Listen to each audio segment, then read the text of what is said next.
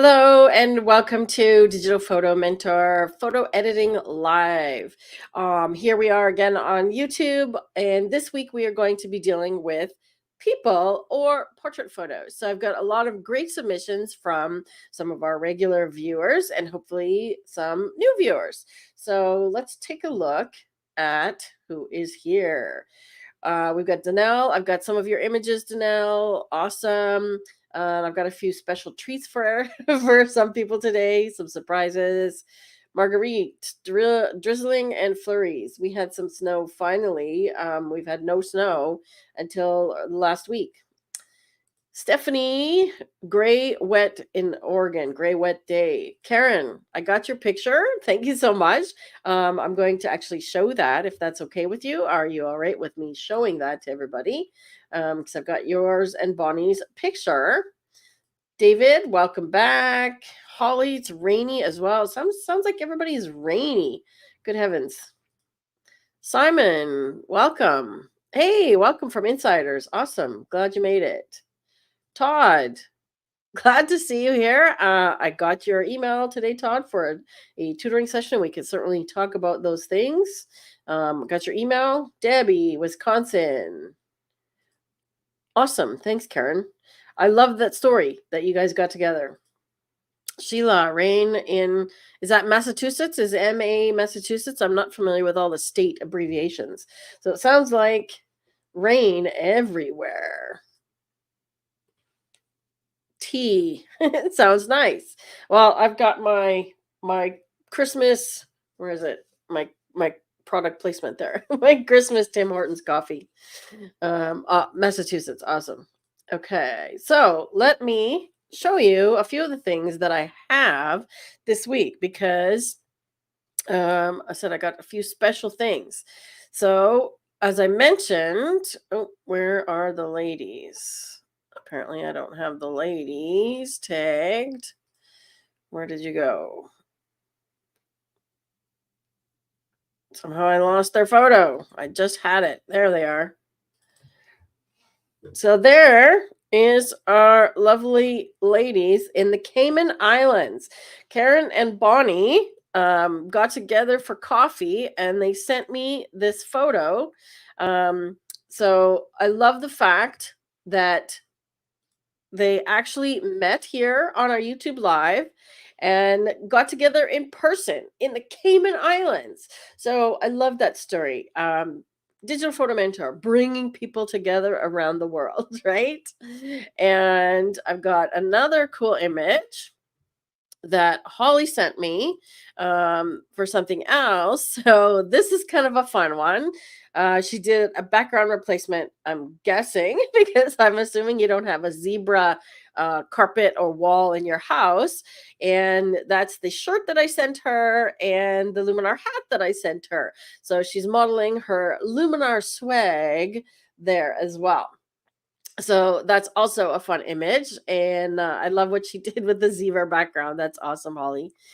Let's see what else we got. And if Sue is here, we understand that Sue is a friend of Rob's sister. I'm even going to put Rob on the screen, sort of. There's his picture. Is a friend of Rob's sister, I guess, and she recently visited Singapore. Oops, you're coughing on camera, Rob. And she recently visited Singapore, and we just wanted to show you this photo of us from 2008, right? So look how skinny and young we are. And Sue, did you go to the Raffles Hotel and have the Singapore slings? I hope you did. There's us drinking our Singapore slings. So if you're watching, Sue, that's for you. Oh man, look at how young and skinny I am. Need to get that back again. So that's kind of just some fun stuff. And along with what's going on today, just want to remind everybody that we do have our sale on right now for our Christmas sale. And we have lots of different stuff on sale. Every week is something different. So this week is portraits and our portrait photography course. So that's why that's why I switched it from the iconic locations. We did that one last week because it's portrait week. So this is our portrait course that is currently on sale and on the holiday sale. Rob, if you could please put a link in the chat for the holiday sale if you want to pick up our portrait course. And I'm going to give some portrait tips today, along with some portrait editing tips. So it's going to just be a full-on portrait discussion and people discussion today. And if that's not your thing, or you already have our portrait course, you can also pick up these two, basically 2 for 1. So if you buy the bundle, you can pay $27 for this one. Okay, so let's dig in. I need to get to show my favorites here. There we go. All right, so I've got several images that I want to edit here in Luminar, and several that I want to talk about in Lightroom. Danelle sent us these really cute portraits of, is it your daughters or nieces? But these cutie patooties by the pool. So those are some cool ones, and I thought we could do those in Lightroom for you and talk about copying and pasting, because they're very similar but with different people. And the new tools in Lightroom are actually really good for recognizing faces. It's much better than it was. And I also got these images from Tyler, and he had a family session and 2 people weren't able to make it. So he sent me the 2 images, and he was having trouble combining them, and he wanted to know how to combine them in Luminar. So I kind of did that. I did this one actually with Photoshop, but I'm going to try and make an attempt at combining these 2 images and adding these people in here using Luminar, like just Luminar. Okay, so let's see how that goes. All right, I'm going to start with a couple in Lightroom, and let's see. Okay, so I want to talk about a couple of things because Holly sent me a couple of images, and I'm guessing this is her daughter. And she said that she was using Flash. So this one has, I think this is the one with the, is this the one with the uninteresting background that you wanted changed, Holly? She sent me this one and this one. Now the issue is here, the background is really bright and distracting, and we can deal with that in Luminar with, the bokeh. But I'm going to show you another thing we can do with that, because you asked about changing the background, and I don't know that we have to change the background. Okay, so we'll see about using these 2 in Luminar. But the issue I wanted to talk about also is, you said you were working on Flash, and if we look at this image close up, we can see like where the flash is coming from, and it's small light source. So if you can't tell, let me put this on. If you can't tell where the light is coming from, look into the eyes. Okay, so you'll see what's called catch light. So these little dots of light is reflecting the light source. So I can tell that it's a small light source, and it's coming directly from the center, meaning from camera. So I'm guessing an on-camera flash. Okay, so you want to avoid on-camera flash if at all possible, because what happens is you get really flat lighting on the face. You want to get your flash off camera, and that's actually something that I teach in the portrait course. So there's 2 modules. There's one on available light and using the natural light for beautiful light on your portraits, and then there's one on using flash. And one of the things we talk about is getting the flash off the camera. Rob, if you want to share the flash photography challenge link, there's a great article where it's actually 3 articles where I talk about using flash settings and getting it off camera, and that's sort of a beginning lesson, and we go into much more depth into in the course with videos and models and so on. Hey Tom, nice to see you. One of my students from Calgary. Those are your granddaughters. My goodness. Okay, I would have thought daughters. You have grandchildren. Okay. Well, they're adorable. We got Ireland in the house. Also, welcome. Vivian. So lots of great people returning. If you are new here for the first time, joining us live for the first time, put a number 1 in the chat so we know that this is your first time. In regards to flash, yes, I was trying to use it successfully on the camera just to start using it, but I see what you're saying. I have the class and we'll have to revisit it. Yeah, please do that, Holly, because I mean, my cameras don't actually have on camera flashes, the little pop up ones. And even if you put your flash on top of the camera, I never use it in that manner. I never point it directly at the subject for those reasons, right? It's very harsh light, number one, because it's a small light source, and it's very flat because it's coming directly from the camera. Paul, first time, welcome. Did you see my post somewhere? I just posted in a few groups, so hopefully you saw my post somewhere. You were using a speed light. Okay, so if you're using a speed light, you want to get a remote. If you don't have a remote control, make sure you get a remote control so that you can get the flash off the camera. And then the second part is you want to modify it so it's not so small. And yes, those things are all covered in the course about quality of light, because you need the size of the light to be bigger to have a softer light. Good to know, Holly. Never use the on-camera flash. There you go. Linda, welcome. How did you find us, Linda? I literally just posted in a couple of groups online, and it sounds like Paul found us there. So welcome. I'm glad you found us, Paul. I do this every week at this time. So if you want to bookmark please subscribe to our channel and bookmark it, because we are live every week. And if you are on YouTube, our channel is literally, could you post a link to our channel, Rob, please? And also the perpetual link. So it's youtube.com/digital photo mentor/live is how you can find each week's live, right? No, I'm not going to skip this one, Holly. I'm going to show you a couple of things on this one. So the reason I mentioned that is because this is an older one that Sheila Ferguson sent a while back, and I can tell that this one is flash on camera as well. Okay, so does anybody know how I can tell this is flash on camera? Right? Remember I said look in the eyes. So first of all, there's a highlight right here, but also this shadow. Okay, so the shadow is coming directly from the camera, making a shadow of her arm on her shirt. And you won't get these kinds of things when the flash is either bounced or off camera. So check out the link that Rob posted to the flash challenge to start using your flash a little bit more.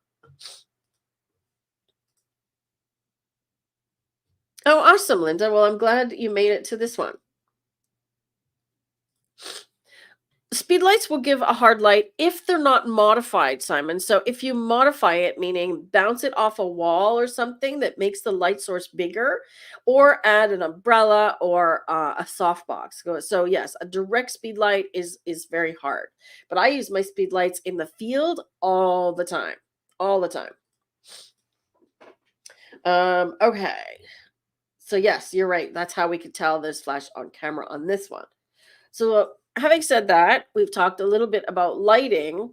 I haven't seen Marty here yet, so I'm going to save his until we get, if he shows up here, because the lighting on these ones is another challenge that you face with people photography, and that is also harsh light from the sun, right? So there's nothing he could have done in this case. I know where these were taken in Chinchero, Peru, and these ladies were sitting outside, practicing their weaving techniques, but they're in the sun. So there's not much you could do in terms of photographing them here other than position yourself. So when you're in a situation like this, maybe you're at a sports game or you're at an event where you can't dictate where the people are going or what the light is like, you can choose where to stand. Okay. So in this case, what he could have done is either backlight them and make a silhouette, or come over to the other side so that the light is more on the front of them.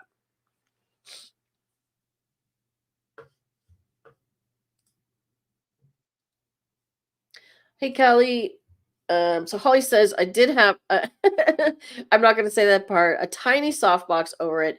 Well, so here's the thing, Holly, when you have a really small light source, okay, so if you're talking about a speed light, it's about this big. If your softbox is this big, it's not that much different, okay? So you need to make your light source this big to make it soft. So the simplest way of doing that is to bounce it off a wall. So if you're photographing outdoors, if there's a wall nearby, you can bounce it off a wall, or you could bounce it off a white cardboard. Just get a big white cardboard and literally turn your flash to the side, have somebody hold the board and bounce it off there.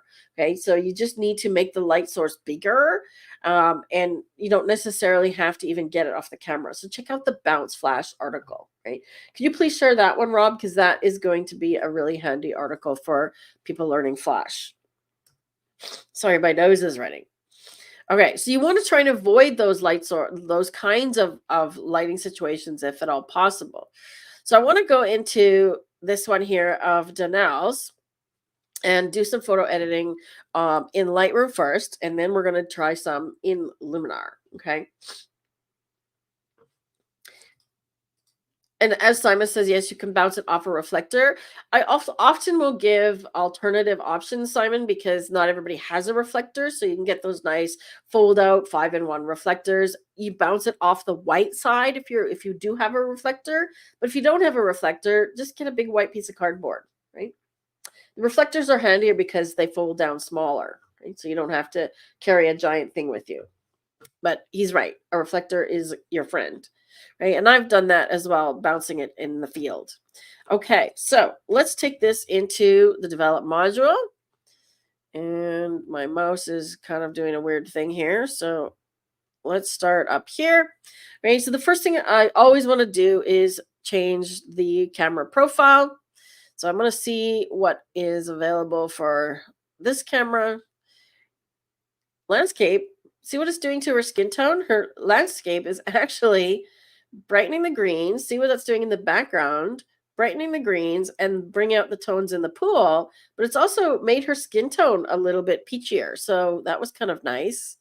And the portrait one, I don't like so much. Which camera is this? I can usually tell what camera it is by seeing my mouse is not catching up. Canon. Yes. So Canon is, personally, I like my Fuji tones a lot better than Canon. So I'm actually going to go with, I want to go with the landscape. The greens and blues are going a little bit crazy, but we can fix that. Okay, so that's not a big deal. And the first thing I want to look at is, after this, is what do I want to do to this portrait? So when you have a face in the picture, whether that be a person or even an animal, a pet, you want their face to stand out and the background to be minimized. So let's do the upside down trick here.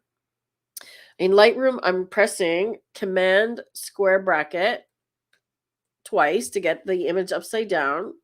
And then I'll just clear the screen. So where does your eye go here? When we look at the image upside down, right, that will give you an idea of what you need to edit or crop. Okay, so where does your eye go here? I'm going to give you a couple of minutes to respond because we have a little bit of a delay on the video. So this is a great thing to start with. So if you're not sure what to do with your photo editing, flip your image upside down and take a look at it. Okay, stand back a little bit from it, okay, and see where your eyes go. The next thing you want to do is squint your eyes. Okay, squint at the screen and see where your eyes fall. Okay, so let's see what people are saying. So Holly says it goes to the top of her head. Yeah, there's definitely a nice highlight there, but maybe that's not a good thing. Stephanie says treetops and the stair handle. Yeah, so definitely the trees right here because of the highlights and the stair handle. Okay, Marguerite, hair as well. Hair, light in the trees, the grout on the bricks. Okay, so in front of her, okay. Hair highlights, then the ladder. Bright orange thing next to the pool steps. Yes, that's where my eye goes too. Yeah. Hair, bottom left tree. Okay. So notice stair handles, hair, second to the pillars on the left. So notice nobody said her face, right? So that is the problem. So we need to fix that. Okay, so let's get back here. Let's turn it right side up. So now we know the problems. How are we going to go about fixing it? Okay, so the first thing I want to do is do some basic editing. I want to do my shift double click. Okay, so what I do is hold the mouse over the word whites and double click. Hold your mouse over the word whites, hold the shift key down, and then double click on the word. And what that does is it sets the endpoint so that it's not going off the chart a little bit there on either end. With the black, I actually want to have some clipping. So clipping is off the graph or off the histogram. Okay. Rob, could you please share a link to the article on why is my snow gray? Okay, so I'm showing the clipping warnings using keyboard shortcuts here. Okay, so if you would like to get a copy of my Lightroom keyboard shortcuts, Rob, there's another one for you. So link to why is the snow gray, please, and also Lightroom keyboard shortcuts download for those that don't have it. So I'm using Alt Option on the keyboard and clicking the black slider, and that shows me the clippings in the black area. So black, I want to clip a little bit. White, I don't. Okay, now it's taken the white slider all the way to -100. I'm actually going to put it back, right? Because it's the trees and this flag thing or whatever it is that are clipping, and we're going to deal with those another way. Okay, we're going to deal with the background. Because notice what happens to her face. When I take the -100 to whites to -100, her face gets really flat. Okay, it's literally losing all the highlights. So we don't want to do that as a global edit. So a global edit is the entire picture editing. So anytime I drag these sliders here, it's applying to the entire picture. I only want to bring the highlights down in the background. Okay, so we're going to do that separately. Okay. With people pictures, you want to be careful of clarity, right? So when you bring the clarity up to 100, for example, you end up seeing, like, I'm just going to go full screen here for a moment, right? So you end up seeing it sort of gives you this grungy look, and this young girl can take that because she's got very, very smooth skin. However, if you try this on an older person, it's going to bring out all the texture.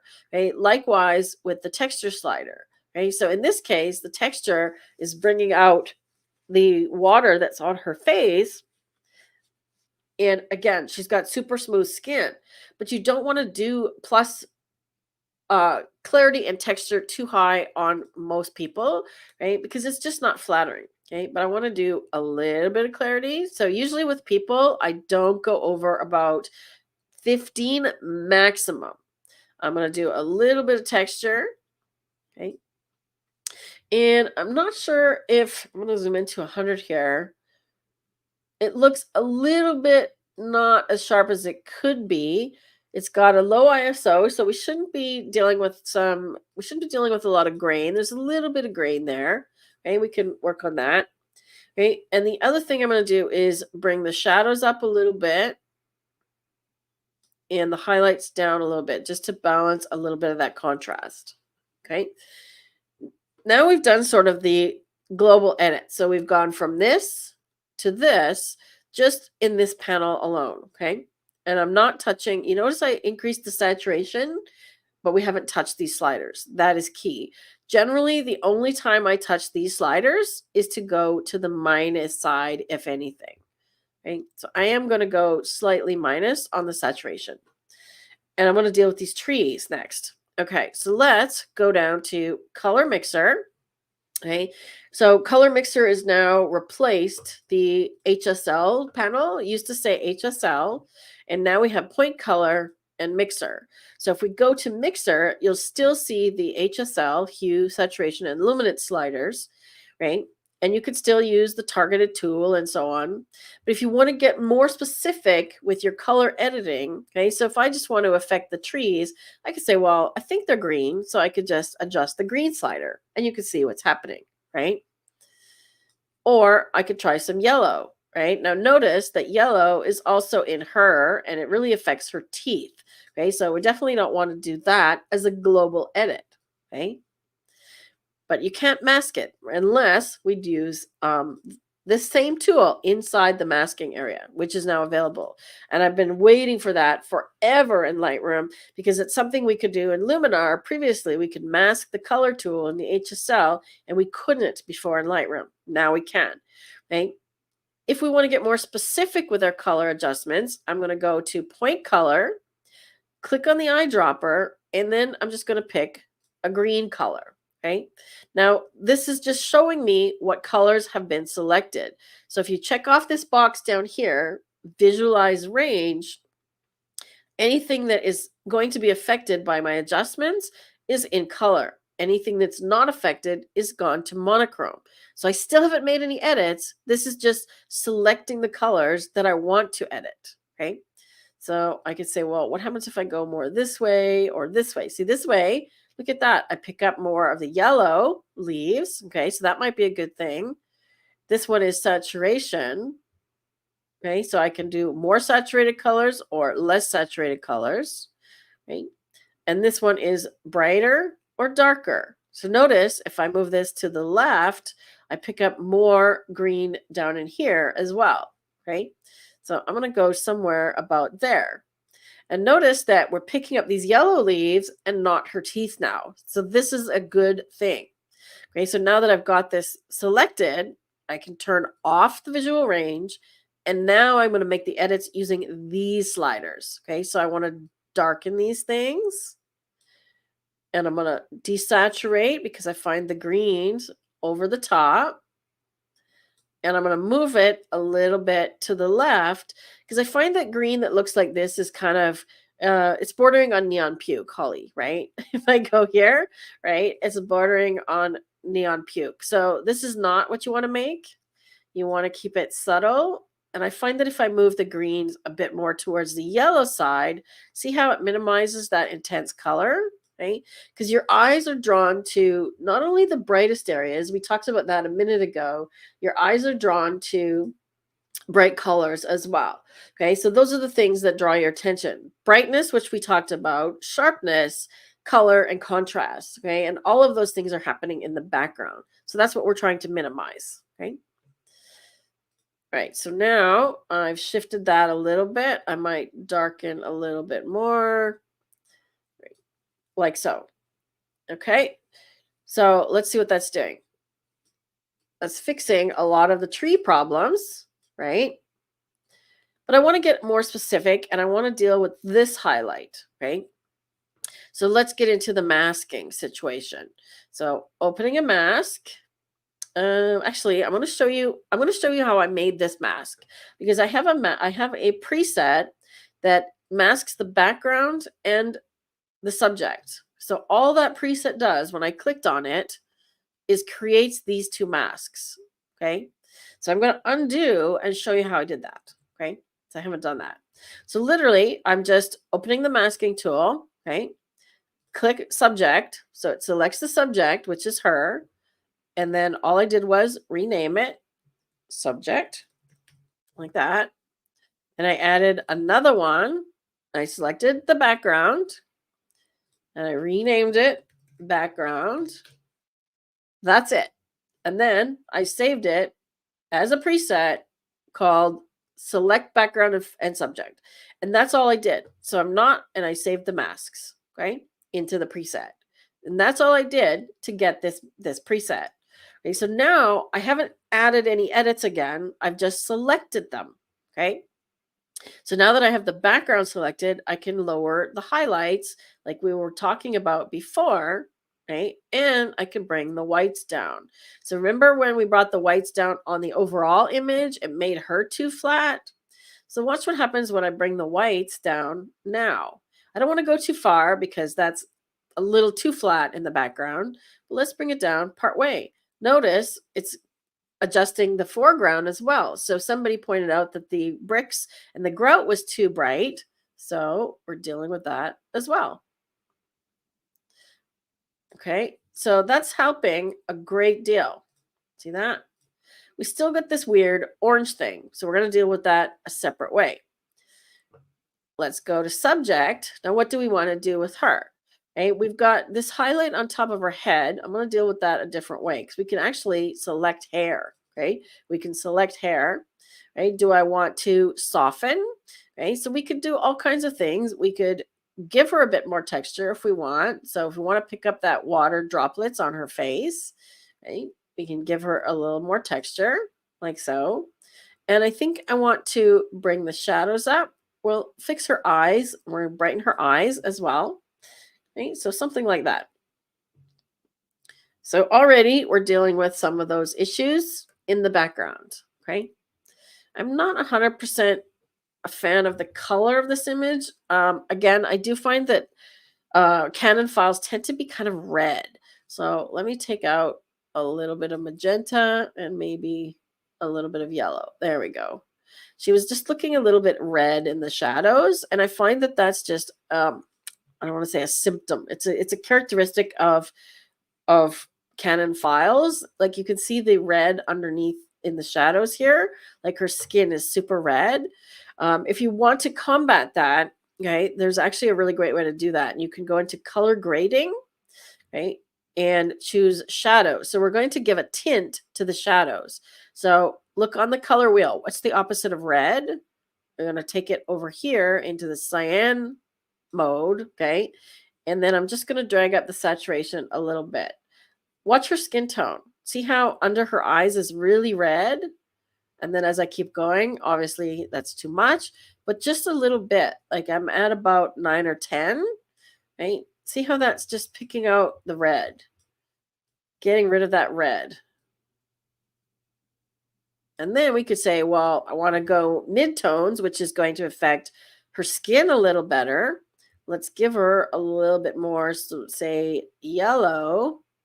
So she has more of a tan. You can see if we go too far, right? So then we can adjust the hue. Let's see what that's doing. So before, see how red she is? And after. Now she looks more tanned than pink. Okay. All right, let's deal with that flag and stuff in the background. I think the best way to deal with this thing is to clone it out. So I'm going to use the spot healing, and I'm going to use the first one. I almost always use this first one first and see what it does, because that's the automatic one. Okay, so it's going to try and fill it in with what it thinks is a good replacement. And that's not bad. There's kind of some weird artifacting there. If we don't like what it's done, we can just press refresh and it's going to do it again. You know, it's got some weird purple stuff there, so I don't know what it's doing. That's better. So I'm just pushing refresh over and over again. Okay, so it's still not giving me what I want. So another way that you can get it to be better is to select the source. Okay, so it even says so right here. So click and drag on the photo to select a custom source. So what I'm going to do is command plus drag. Okay, so I'm going to click command. You see my cursor? Look at the cursor. It changes from a circle, my regular circle, to this little crosshairs. And what I'm going to do is start about the same height, and I'm just going to draw a box like this. Okay, so when you draw a box, it's going to pick from that location and try and fill this spot from that location. Okay, so it's not bad. If I'm not happy with it, I could try another method. I could try the healing tool. Let's see if that goes any better.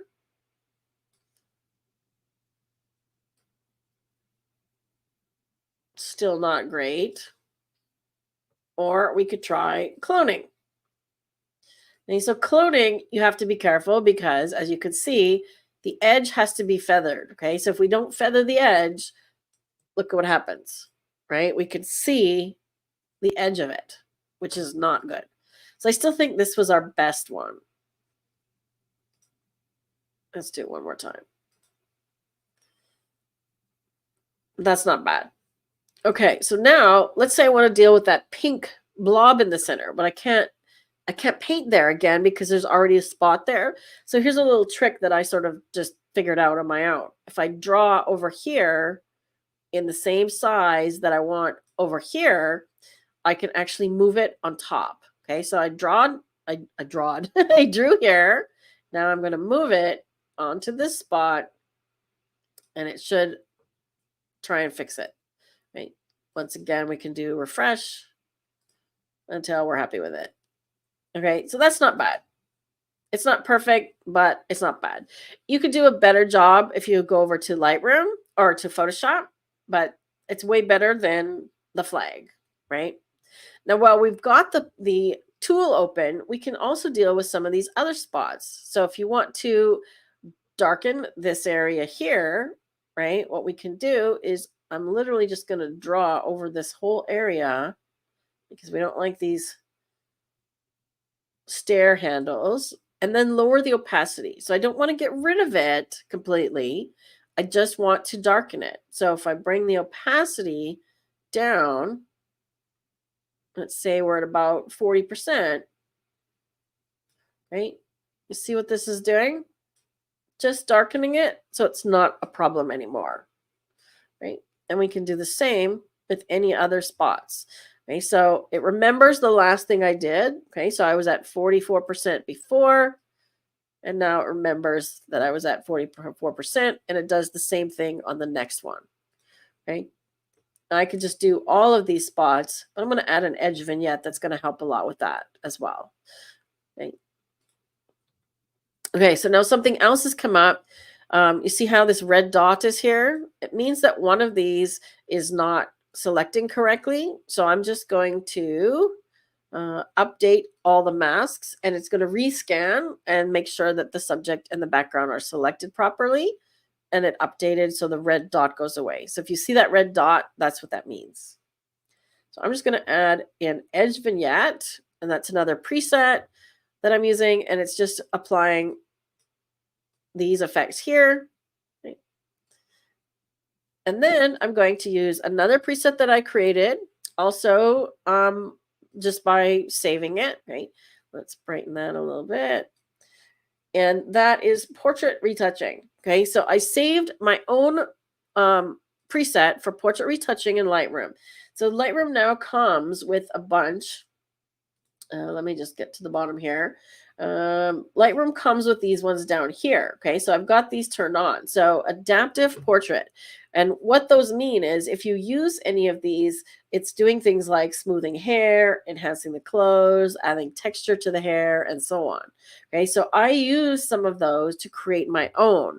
Okay, so what that's doing is it created a whole bunch of masks, individual masks, to retouch the person. Okay, so face and body skin, eye sclera, which is the whites of the eyes, eyebrows, hair, iris and pupil, lips, and teeth. Okay, so these are all pre-applied with some presets. For example, skin is bringing the texture down on the skin, right? So that it's smoothing the skin, right? Eye sclera is the white, so I brought the saturation down. And if we zoom in, okay, we can see that it's brightening the whites of her eyes a little bit. Okay. Eyebrows. Okay. I'm darkening the eyebrows a little bit. See that? Before and after. Okay. And I could probably go even a little further with hers because her eyebrows are fairly pale. Right. Now hair. Okay. Remember I said we were going to fix this highlight on the hair?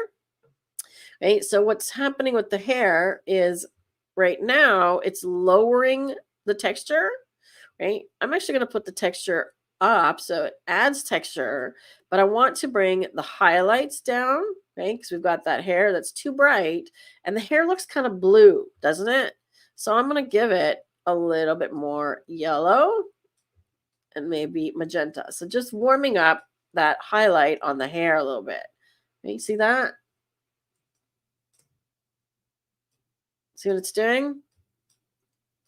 Solving some of those problems. Okay. We can check iris and pupil. Okay, so this one is very subtle, but look what it's doing to her eyes. Okay, you see it's brightening the colored part of the iris. Okay. If we want it brightened more, I just have to adjust the sliders. And these are all settings that I chose based on the preset that I made. Okay, but like any preset, you're not stuck with it. You can go in and adjust it. Okay, so lips is lowering the texture. and darkening the lips a little bit and giving them a little bit more saturation, right? So for her, I might not darken the lips as much because she's a young girl. We don't want her to look like she has lipstick on. Teeth is lowering the saturation and bringing the highlights up, okay, and the exposure up. So this is brightening the teeth. Okay, so there's the before. See how dark the teeth are? And after. And remember, they were yellow. Okay, so we could even lower the saturation. Look at how now her teeth look blue. Okay, so you still want to make sure they look like they're part of her face. Let's bring the highlights up a little bit more. Perfect. Okay, now while I'm here, I'm going to close the masking tools and do another something else with the cloning tool. Okay, but before I do that, I'm going to copy and paste these edits because I think this looks pretty good. Okay, so let's take a look at the before and after. Right, if we look at it upside down, remember, or before, we had all kinds of busyness that was taking our eye away from her. Now our eyes should go to the girl, right? And if we want to bring our attention even more away from her arms, okay, we could come back and do another mask and do body scan. Okay, so this is face and body scan, right? And I'm brightening that. So notice how I'm brightening that. So if I turn off the body, it darkens her arms. Okay, so now again, her face is even brighter once more. Okay, so I could just literally turn that off. So now, before and after. Right, so I want to apply this to the other image of the other girl because they're very similar. So there's a few different ways to do that. We can do a Command or Control C, which is copy. And in this case, I'm going to check everything. Okay. Usually, I would recommend not doing healing or cropping because if the other image needs to be cropped differently, just turn that off. I'm going to leave the healing on just to see if the stuff in the background is in the same place. Okay. Now, when we go to the next image, right, we can paste it. Right. The other option is you can literally just click previous. However, when you do it that way, you don't get a choice of choosing which things to apply and which things not to apply. If I click previous, everything that was done to that last image applies to this one. Okay. So I'm going to do paste. So Command or Control V, and it's pasting the settings in, including the smart AI stuff. So it's going through selecting her eyes, her face, all of those things. Okay. So see what that did? Okay. So obviously our cloning is in the wrong place. So if I go and look at the healing tool, right, they're in the wrong place, right? So I would need to redo the cloning and just fix the same issues again. Okay. So I took a chance that it might be in the same place, but it wasn't. So we just have to fix the cloning. Oh, and I'm not at 100%. Make sure I'm at 100%.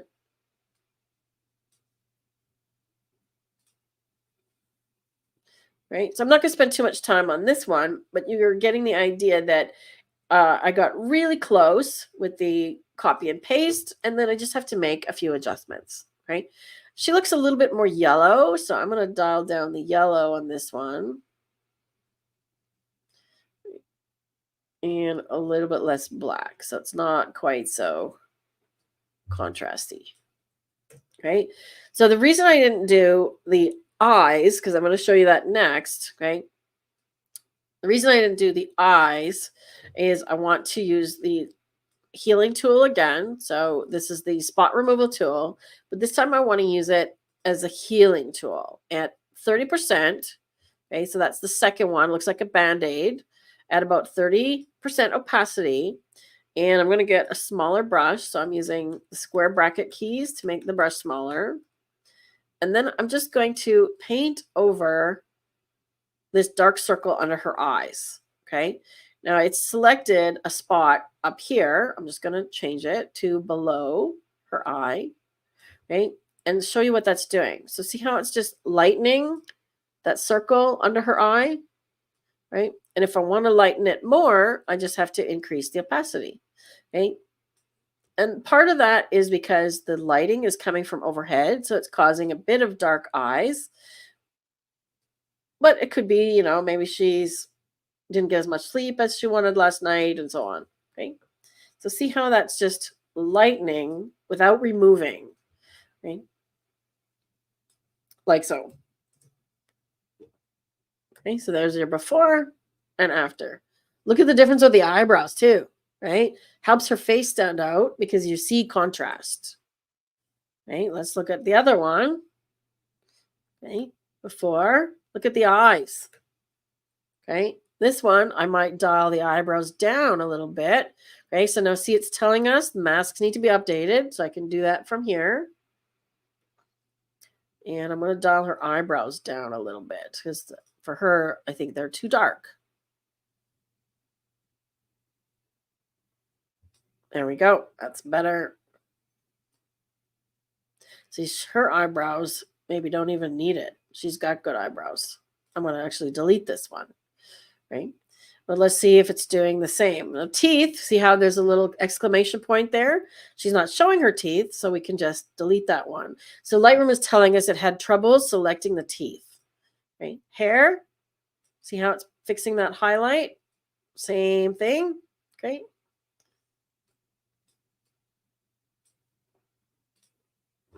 So do one when you have a similar, copy and paste, or you can do previous, right? If you do previous, it applies everything.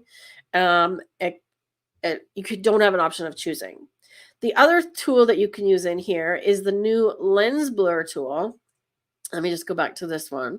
And I would do the circles under her eyes the same way as well. The new lens blur tool. Oh, we've got a red dot again.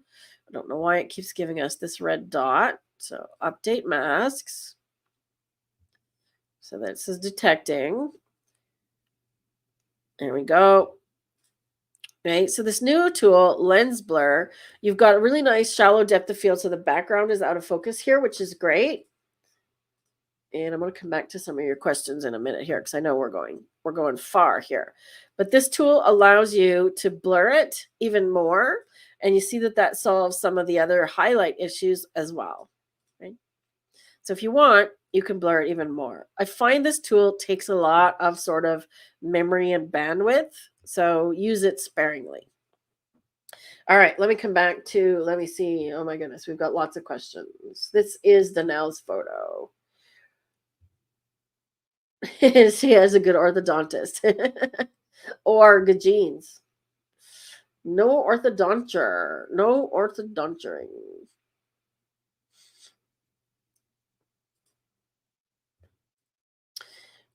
Will you save the mask on this project or is it a working mask? No, it's more of a working mask, Charles, because it's only going to work on this image or series of images.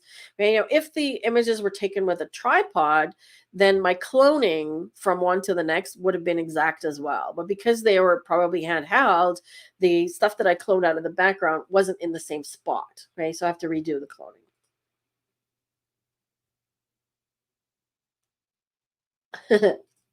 A little dab will do, yeah, in the cyan.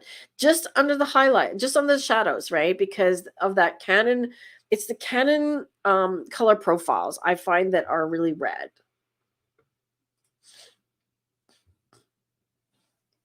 See? Okay, so Kelly has the same problem with her Canon files, always trying to fix that. Thank you for the fix. You're most welcome.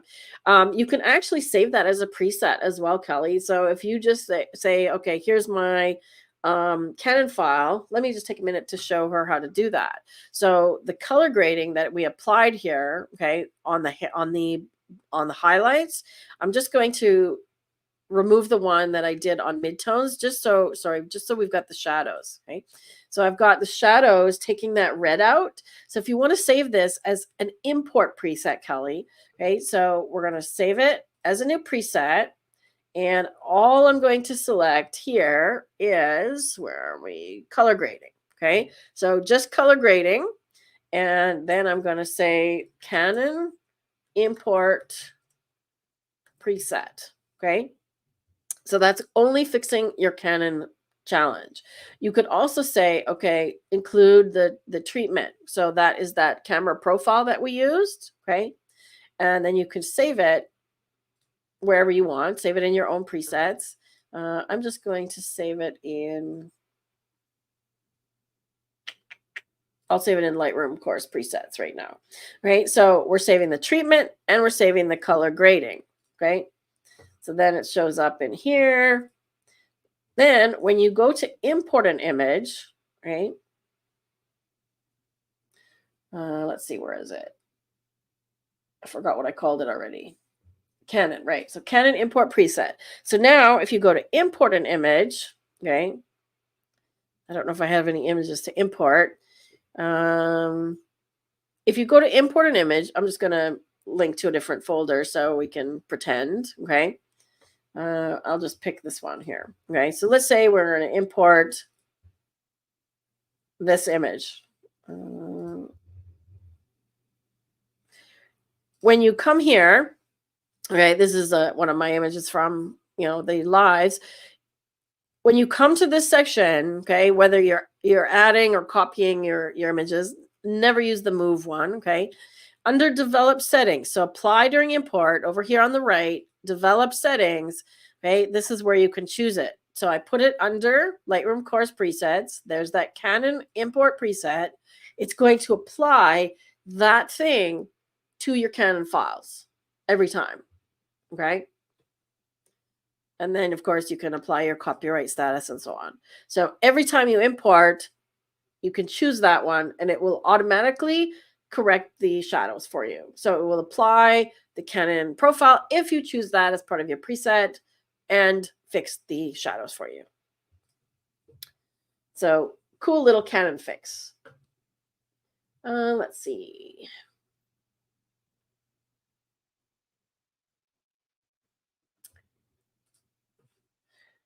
About now is when I know I'll be going to Photoshop to solve this.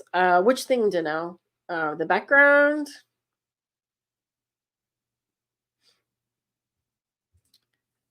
Canon profiles might be almost useless. Doesn't stop me from loving my camera. Canon profiles I find are not the best. Yeah, for sure. They're supposedly better for portraits, but I find them really red. Is it my monitor or has the left side become yellow? No, I don't think so. I think it's probably your screen. And yes, the wet hair was reflecting the blue sky. That's why their hair was looking blue. Yeah. Yes, the other one is more yellow. So there's another mode in Lightroom of compare mode. For example, if I want to enter compare mode, right, we can go down into here. So this is editing compare mode. But when you go into develop, there's a compare mode as well. So if you want to match it to another image, okay, there's this image here. So there's this option here. So I can say, well, drop a photo from here. This is a reference photo. Okay, so I'm dropping this photo into this box. So now we're still in develop, but notice we see two images. And this is something I actually didn't cover in the Lightroom course. So that's something that we could talk about in another lesson. Now I'm trying to match this one to this one. Okay, so I could say, well, it looks like her skin is darker and more yellow. So I could just come up here and say, well, I need to brighten her a little bit more and just take out a little bit of yellow. Maybe give her a little bit of pink. Okay, so now their skin tones match a little better. Okay, so I'm just looking at them side by side, but we're still in the develop module, right? I think I can, no, I can't do this. So I can do before and after, right? Or we can do a reference photo. So this one here is reference, okay? And reference view allows you to match your images to a different image, okay? So that's kind of a neat little tip that I don't think I've covered before. I did fix the eyebrows, Karen. So yeah, I did that. Danelle's already hit the thumbs up. Thank you. Okay, something's up with the thumbs up. Okay, handheld camera. I was stretched out on my tummy taking these photos. I kind of assume because you've got really low camera angle, right? And you don't want to drop your camera in the pool. Will your course cover all of the things you showed today? So, which course, Charles? So, I have a Lightroom course and I also have a portrait course. So, the Lightroom course covers most of the things that I'm talking about. And as I mentioned, we're having a December holiday sale. So, I'm going to give you a little sneak preview or hint that if you wait until Friday, the Lightroom course will be on sale as well, Charles. So, if you don't already have that, you can pick up our Lightroom course on Friday. It's actually going to be bundled together with the Photoshop course. And if you're talking about the portrait course, I don't do any editing in that course. That's fully photography only. So photography, tips, lighting, posing, all of those kinds of things. Did that answer your question? Todd said he's seeing yellow as well. Rob, are you seeing any monitor issues? What if I take my screen share off and put it back? Yes, it was a full disclosure. But the hint, you have to be here to get it. So if you're not here, you won't get that hint. Or if you're watching this after the sale is over, of course. Okay, so let's do a Luminar edit. Okay, so that was some really good Lightroom edits using lots of the AI tools in Lightroom. Let's do something similar in Luminar. Okay, so Holly sent me some great images. I want to use Holly's as an example. So there's a couple of different things. So you mentioned that you wanted the background changed. Was it the background on this one that you didn't like? Because I don't mind this background actually, Holly. And I'm allowed to talk about it, but we're not allowed to show it yet because the new Gen Swap is coming to Luminar very soon. Or sorry, the new Gen Expand is coming. And this one actually would be a perfect example of when to use Gen Expand because I'd like a little bit more space above her head. So when Gen Expand comes out, Holly, give this one a try and give her a little bit more space. So that's one thing that I do talk about. I think we have an article somewhere on portrait cropping. She's a little bit more off to the side than I would like, and I would like a little more space on her head. Now, if we don't have Gen Expand, I can deal with that another way. We can actually crop in a little bit more, okay? So let's do a crop before we actually start doing any editing on this one, okay? So if I'm not happy with how it's cropped, I'm going to keep the original aspect ratio, okay? But I'm going to come in a little bit on her head, okay? So if you don't have space above, come in a little bit more. Okay, now I'm going to come in a little on the bottom so that I can get her face more around this third mark. Okay, so I don't want so much arms, and I'm going to put her ever so slightly more closer to the center, but not quite. Okay.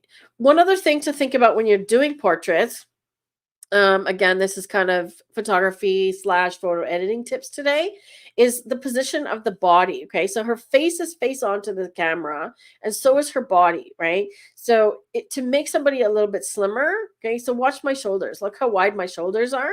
Okay, if I turn sideways, see how much slimmer? If I turn away from the light, okay, now I'm in shadow on the chest area, which is also slimming. And if you turn the face slightly away, it's slimming on the face too. Okay. Now she doesn't have a problem with, needing her face to be slimmer, but definitely on the shoulders with girls, you want to turn their shoulders 30 to 45 degrees away from the camera either way, and then have their face come back towards the camera. So on this one, right, now this is one where I would probably do something like this to tilt a little bit to lower that shoulder. Right. I'm going to come in not quite so much. I want a little bit more of her head. So I've tilted too much. There we go. I would probably tilt this one to lower the shoulders, right? But it's going to throw off the lines in the background, okay? So I'm going to keep it straight in this case. And I'm using the verticals to try and, I think she had it straight. Does that look straight? There we go. I'm using the verticals here. Okay, so come in a little bit on the head. So you don't want to crop like this, right? You don't want to crop just touching the head, because then it just feels crowded, right? You want to come part way in if you're going to crop, right? So for me, this is a much stronger composition. I still want her a little bit more centered, like so. There we go. Okay, so now we can start to do some editing. The other thing I want to show you is I've been developing, and these are coming, some black and white portrait presets for Luminar. And I will get you some to test, Holly, but I think this one actually might be a really good one. Okay, so this image, because the background is kind of, like you said, uninteresting, what if we just make it about her? Okay, so we don't even need to change the background. It's nice and soft. It's in the shadow. What if we just do some editing to minimize that? And we can use portrait bokeh to blur the background and darken it even more so she stands out. But let's take a look at some of the black and white presets that I've designed. Okay, so I've got one called Golden Glow. And look what that does. She's a little bit dark, but that's editable, right? And when you apply a preset, you can actually dial it down, okay? So this one is a soft black and white. So it's more like the blacks are not really deep black. Not so much on the antique grunge. Okay, gritty is more for something where you want to bring out character of people and brings out texture. That's not what we want. This one's kind of neat on this one. Light matte. Grainy for more of a film, like an old film look. This one works well for her. So bright glamour, bright and light glamour. Right? This one I created to blur the edges of the background a little bit, and I believe I am using portrait bokeh on this one. Right? So that's wine and gold. And this one is blue and gold. Okay, so do you have any preferences on this one? Ooh, tobacco gold. I like that idea. Do you have any preferences? What do you guys think? An ugly table behind her. I don't see the table. Right? Which one do you guys like here? Because I think we could start with one of these and do something really nice. I kind of like the golden one on her. And then I'm just going to lighten it. So I'm going to apply golden, okay? And then you see you get the slider. So after you apply the preset, you can actually dial it down a bit. So if it's too dark, I can literally just lower it. Or once I've applied it, I can leave it fully applied and just go and edit each of the individual things. Okay. So overall, she's a little bit dark. So what I'm going to do is go all the way back to the bottom and go to develop. Okay. Because I know that I am adding contrast here. Okay. Yes, I did. So I did a big curve to add a lot of contrast here. And I think I'm just going to lift it a little bit so it's not quite so dark, like so. Okay. And then I'm just going to follow along with each of these steps here and just sort of tweak them as necessary. Okay, so I've got face light here. Okay, now I did change the eye color. Okay, and here's a little trick for black and white. If you want the eyes to really pop in black and white, you could change the eye color here, because it doesn't matter that her eyes aren't that true color, okay? Because look at the detail and the texture in the eyes, okay? And I've chosen gray, and it comes out really great in black and white, okay? So that's what I've chosen there. So we can check all of the settings. Do we want more eyebrow darkening? Maybe lips are too dark. Maybe teeth are too white. Okay, now keep in mind that lip darkness and redness is only going to apply how it's going to come out in black and white. So if I want darker lips for more drama, I can darken them even more. Skin. Okay, so I'm using all of the tools here to soften the skin. She doesn't need a lot of that. And then portrait bokeh. Okay, so I'm using the portrait bokeh. Give it a minute to pop in to blur that background even more. Okay, so the selection of her is pretty good. Usually what I do is I'll take the focus masking brush, the brush control, and go to sharpness 50%, and then make a big brush and just go around the edge. So can you see? Oops, you can't see because I'm on the screen. Let me put myself over here. So see where I put the brush, okay? So that the One circle is on the edge of her arm and the outer circle is outside her. So I'm going to do that all the way around the edge so that the inner circle is on the edge of her. And I'm just picking up, see, I'm missing some of her hair. Okay. I'm just picking up a little bit of sharpness around her so it blends a little bit nicer. Okay. And this edge control will help as well. Okay. I'm going to bring depth correction down to the left. So that's going to actually increase the blur. So it's bringing the blur closer to her. And I'm going to blur it even more. So look at how crazy we can go with the blur. We can literally make it completely nondescript. We don't even know what that background is anymore. Okay. Like so. Right. Another little trick is if we change the color of the background to make it more blue, then when we do the black and white conversion, we can actually darken the background and control the color of the background separately, right? Because we've made it a blue tint. And when you go to black and white conversion, I'll show you that. I'll show you how we can affect that. Okay. I use the color harmony tool. Okay, and this one is just brightening her and giving her a little bit more contrast. Okay. So where you put this hue slider, okay, so it's brightening oranges and darkening blues. Okay, so again, it's doing the same thing, brightening her, darkening the background. Now when we go to black and white, right, now we have all of these options. So you can see how, because the background is blue, look at what control this has. Okay. So I'm going to darken the background. This is also brightening her. Right.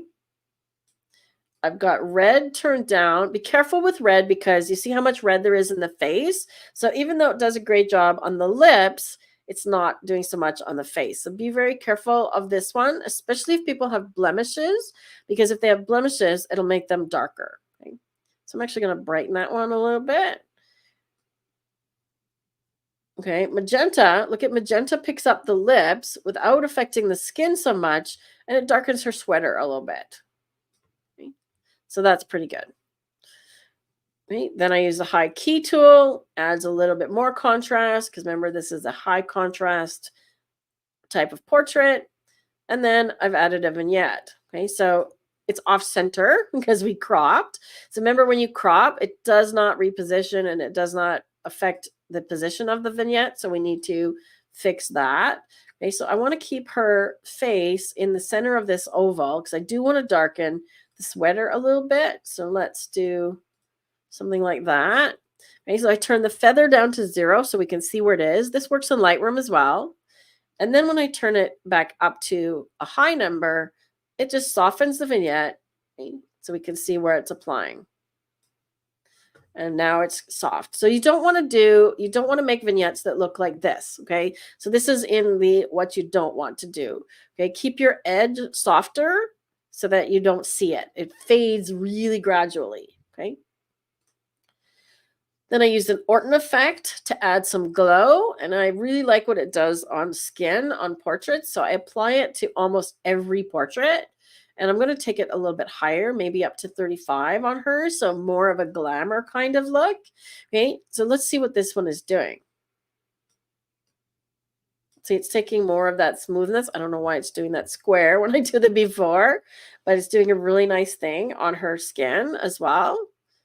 Right? And then this is how I applied the gold tone. Right? Now, if I don't want it so much, right, it's a little bit too gold, all I have to do is dial it back. Right? Shadows, I've applied a hue of 50, and highlights, a slightly more orange one. Okay, so I've got two different tones. Let's go a little bit more yellow in the highlights as well.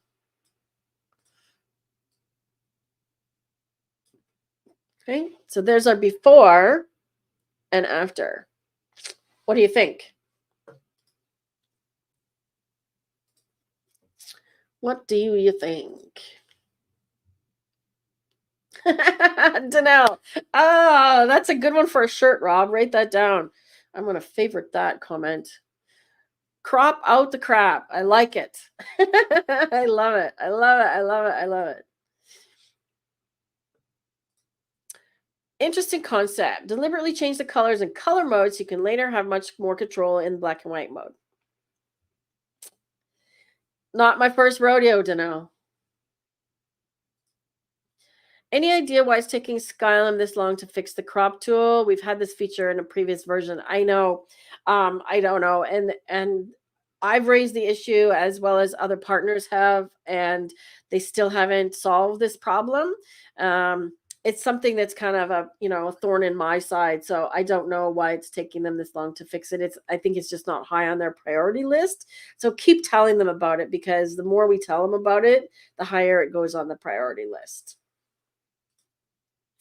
Karen likes it. You like the gold and the blue. Okay, well, we can certainly change that. Is Marty still here? Because I can do one of Marty's images. But yeah, I really like what this has done on this image of Holly's. Okay. So I expect you to try and replicate this, Holly, and share it in the group, because I would like to see something similar. So if we want to do blue instead, that's really easy, because I'm still in the toning tool. All I need to do is change it to blue on the shadows. Okay, and I could increase the shadow saturation a little bit more. And then keep the highlights. So sometimes I'll turn the saturation up just to see, the color really well. So there's gold highlights and blue shadows. Something like that. So if you like that, better. And that really makes her hair look good, right? That's really cool. So there's our before and after, okay? But see how the changing the eye color, right, brings out more of the iris, right?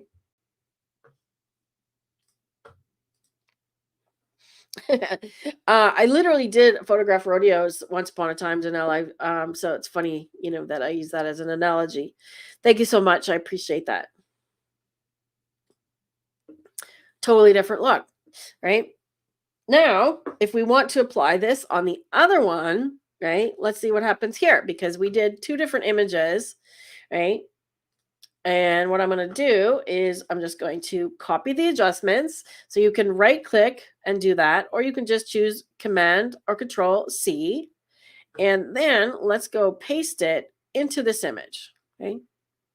So again, right click, adjustments, or Command Control V. Now we might get some different effects on this one, and we'll see how the background comes out. Oh, that's interesting. She got a square on her face. Blurring the background has definitely helped. Where are we getting this square from? I find that sometimes the bokeh tool does this. Let me see if I can solve this problem. Okay, there we go. It's got almost too much contrast here. Okay, so all I'm going to do is going to do some adjustments on this, because on this one, I do not want to increase the contrast. I want to decrease the contrast. Okay, so I'm going to bring the highlights down. That looks a little better. And then just double check all of our face edits. Portrait bokeh. Okay, so this one. Okay, again, we made it blue. Okay, and I'm probably going to crop this one also. I haven't done that yet. Okay, color harmony is adding contrast, remember, to the face, and it's applying to the background as well. So I don't want it on the background. So this one, I'm just going to do Mask AI and just apply it to the human. I'll do one of yours next, Marty.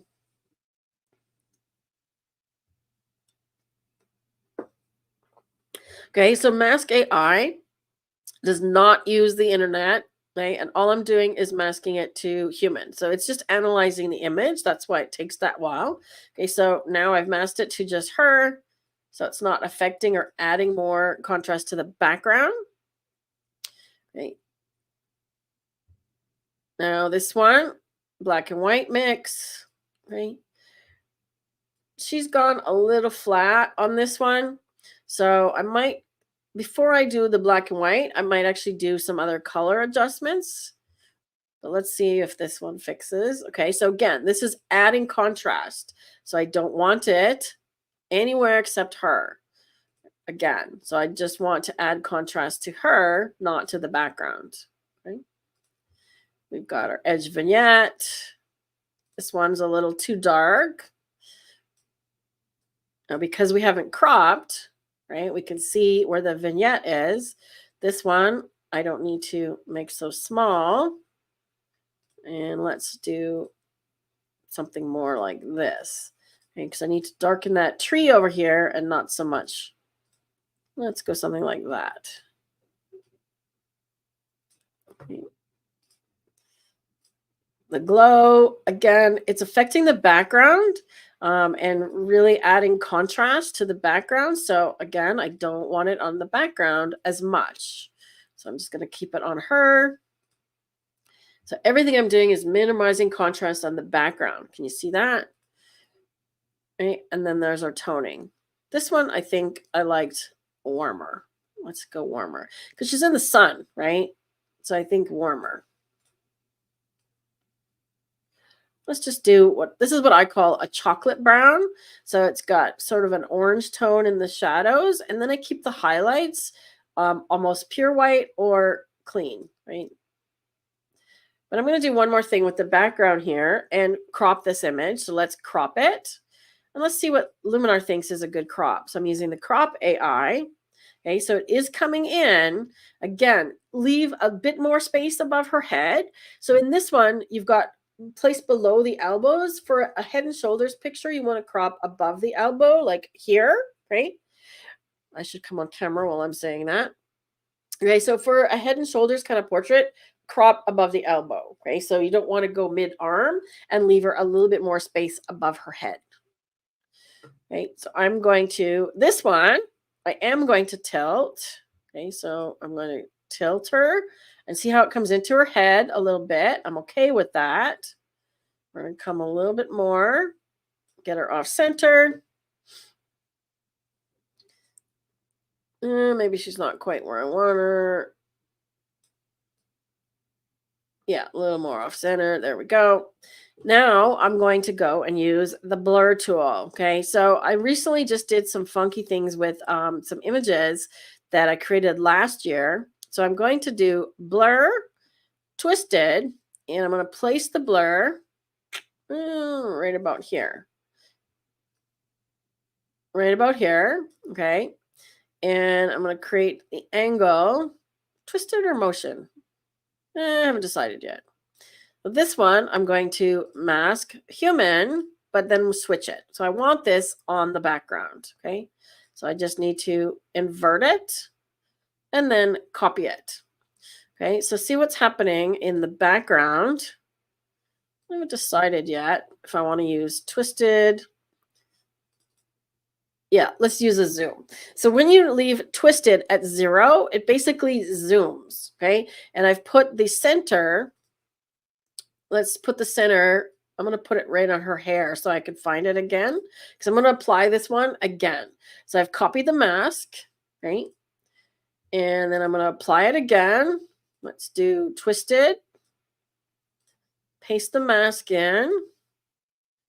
And then I need to place the blur center. Right. Okay, so see how it's just kind of solving this issue of this background. Now we've got something completely different, right, without changing the background. Now we certainly could change the background, right, if we want to do that. Okay, so let's go to the layer properties. This is a tool that I haven't demonstrated recently. So originally, Holly said, can we change the background? So we would do that using portrait background, right?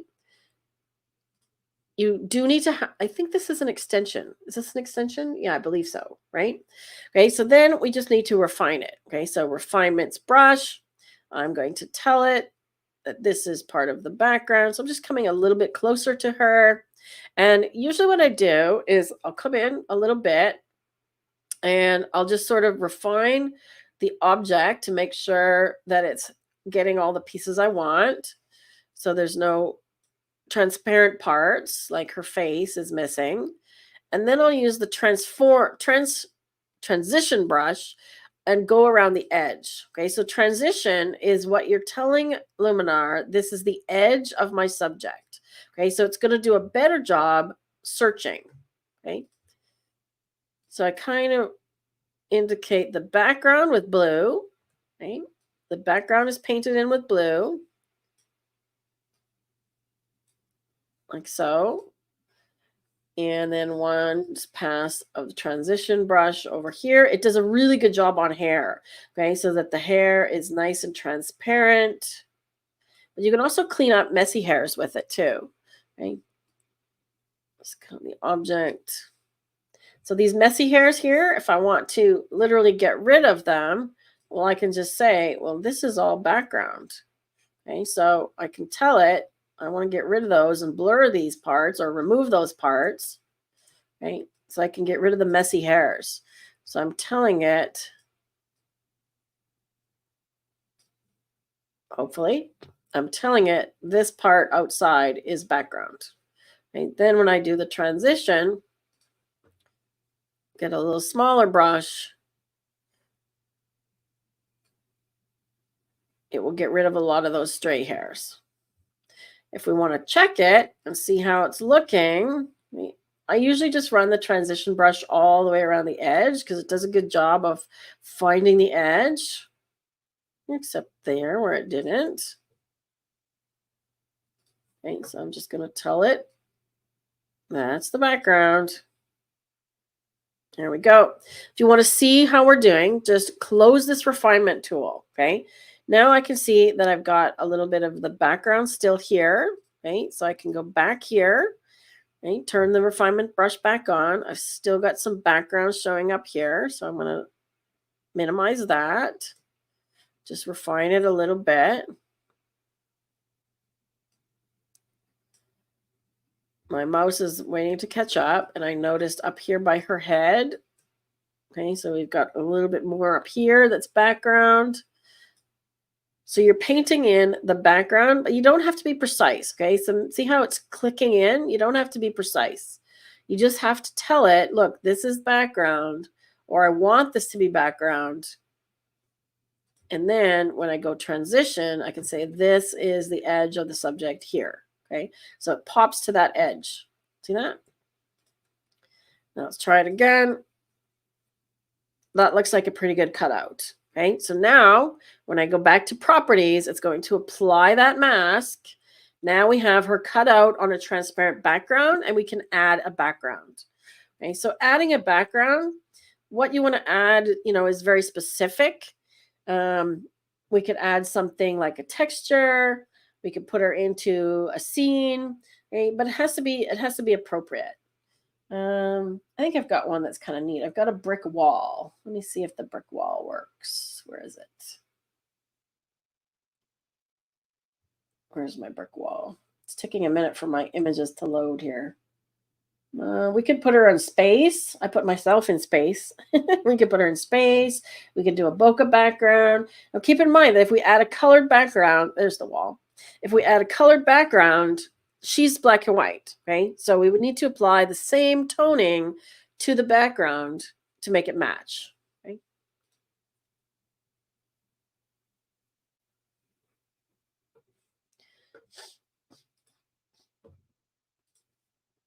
Thanks, Simon. If your subject has long hair, is there any rule that you want to see all of the length of hair? Not necessarily, but you'll notice that I didn't crop to the edge here. It's kind of like fingers, right? It's kind of like fingers. Like you don't want to cut the ends of the fingers off. You don't want to cut the ends of the hair off either. Okay. Okay, so now we've got our background image. I'm going to make it fully opaque. And then, of course, it's above her. So we just need to change the order of the layers. So I'm going to drag this down. And now it's behind her. Okay. So again, like I mentioned, few things here. We need to make it black and white to match. Okay. So we can do that. Let's convert it to black and white. And if I want, more contrast, we can darken the reds and brighten the yellows, or darken the whole thing. It darkens like so. Now we need to know the toning. So all I'm going to do is go back up to her layer and go to the toning tool because I want to get the numbers here. So I've got hue 36 on shadows and 46 on highlights. So somebody remember that. 36 on shadows, 46 on highlights. So I'm going to go to toning.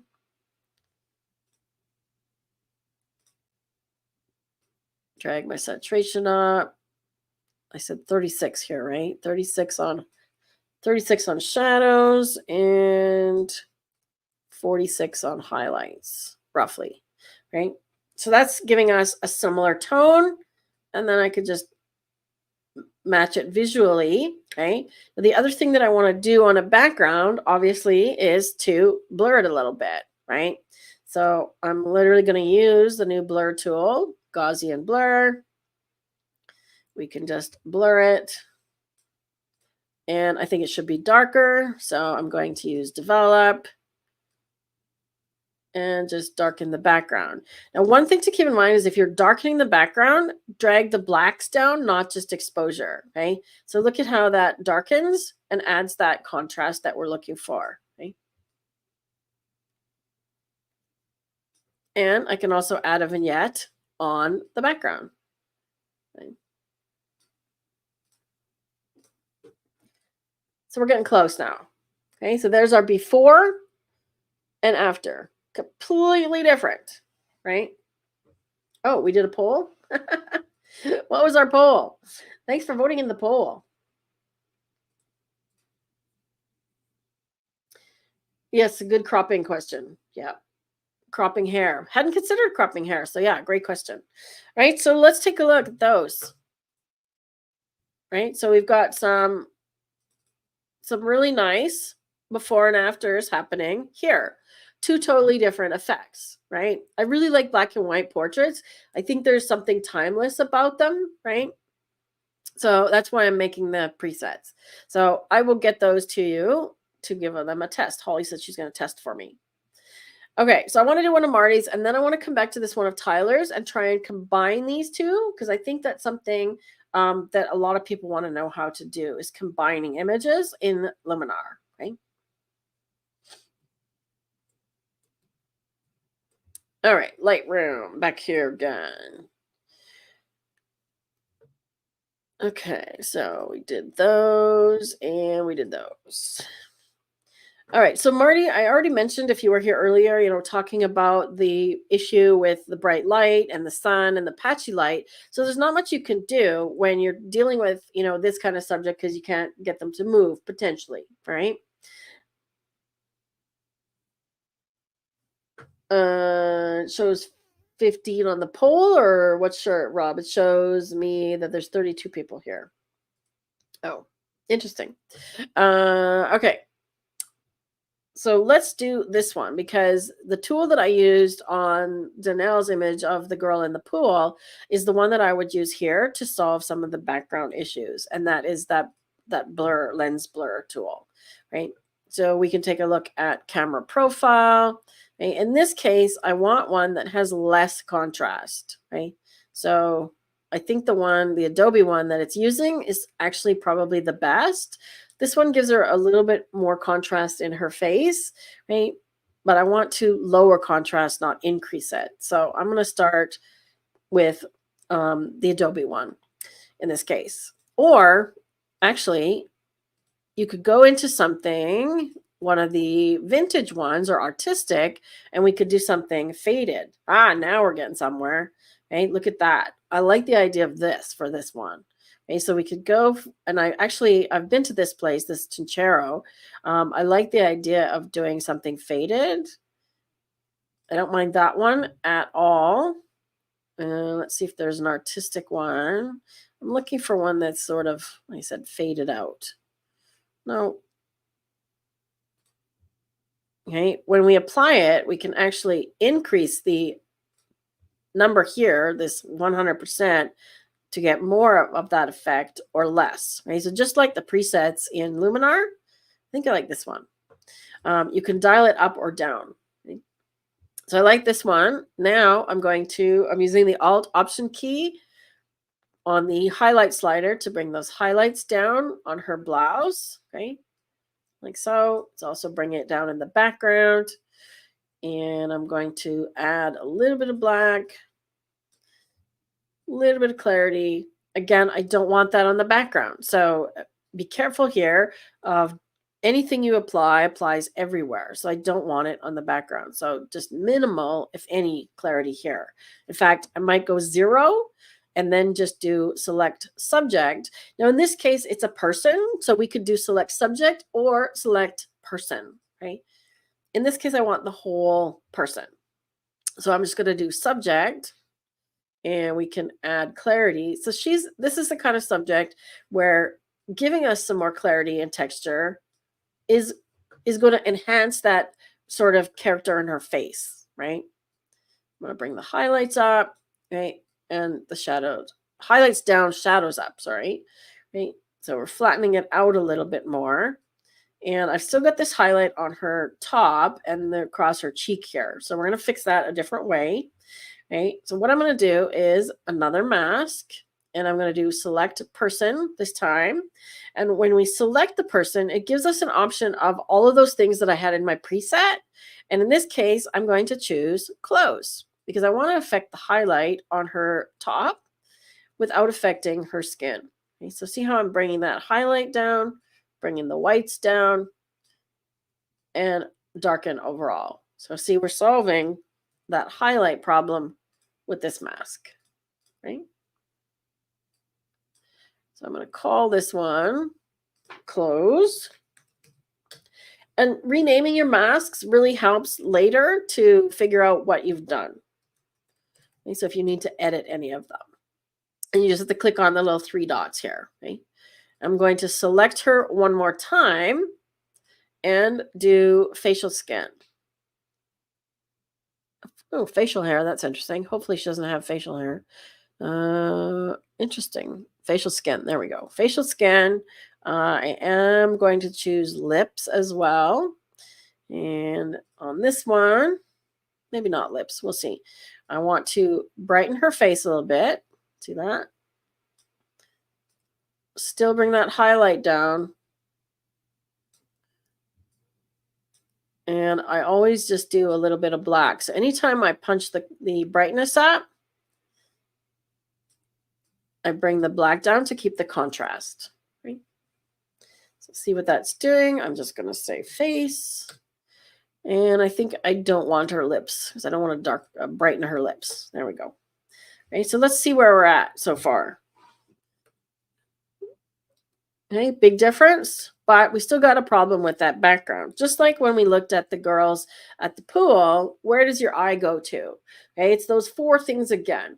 Okay, your eye goes to bright areas like we had with the problem with the girls at the swimming pool, but it also goes to areas of contrast, sharpness, and detail. And there's a lot of detail in that background. So that's part of the problem.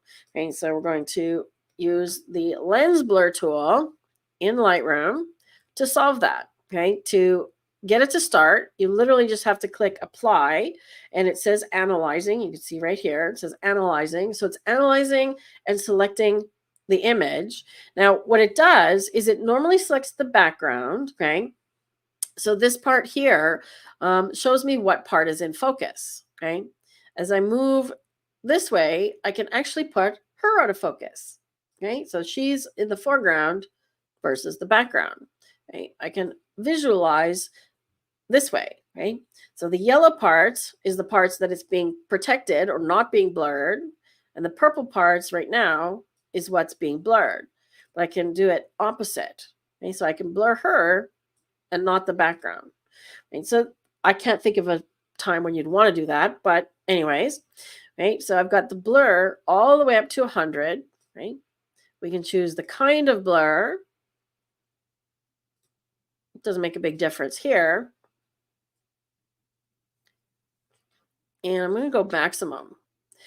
I wish that, like Portrait Bokeh in Luminar, I wish that I could actually darken it as well, but we have to do that with a separate mask. I wish it had darkness and color shift here. It's totally just for blurring, right? So if I take a look, It's missing a little bit around her hair. So let me zoom in a little bit more because we can refine this selection. So if I come in a little bit more, it's going to start blurring the back part of her, right? See, now it's blurring her hair. Okay, so I have to be really careful to get all of her hair. Wait for it to select again. And there isn't a way, again, to mask this. You can't mask this in. So currently, this is sort of a tester or early access beta version of this tool. And Adobe is taking feedback on it because some of the things that I would like it to do is to be able to mask it or adjust it a little bit finer. Okay. Oh, I can do that. Sorry, I forgot about that. I can do that. So if I want to do that, I can paint it in with these guys. Totally forgot about that. Okay, so focus, I can paint in her hair. Okay, so I can just paint in the hair. And blur, I can paint the blur into this part here. Right, like so. I totally forgot I could do that.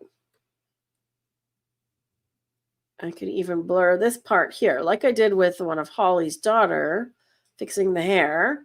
Let's check this side. So if it gets any parts wrong, okay, you can mask it in using these guys here. Okay. So that looks good. Now, one more thing I will do is select the background. So I could have used that preset of select subject and background. And I'm going to, oops, I have to wait while it selects the background. There we go. I'm going to darken it. Right? Notice it missed that part in there. So I'm going to have to add that. So I want to get this right. So it missed this part right here as part of the background in her hair. Okay, so how can we add that? Okay, so I'm going to go add. I could try object, and using a small brush, I can just draw in this. I'll just draw down this section here, and it should, again, it doesn't have to be perfect because it's going to click to it. It should find that area. Okay, so that's better. Okay, if I go add one more, and I'm going to paint over this area because it sort of missed some of that. Okay, not bad. It's better, but I still feel like there should be some blurring in here. So I'm just going to use the brush and auto mask and sort of paint it in here. Okay.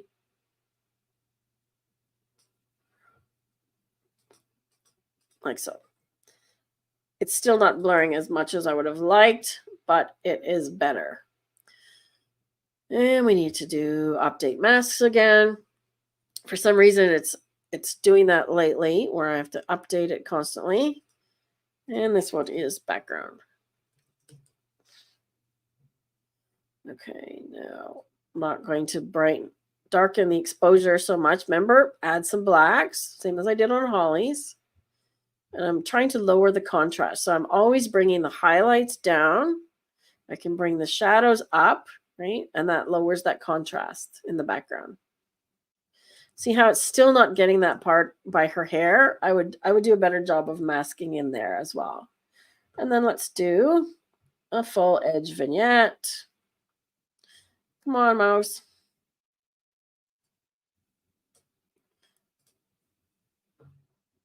And it's a little too dark. I'm going to adjust that one.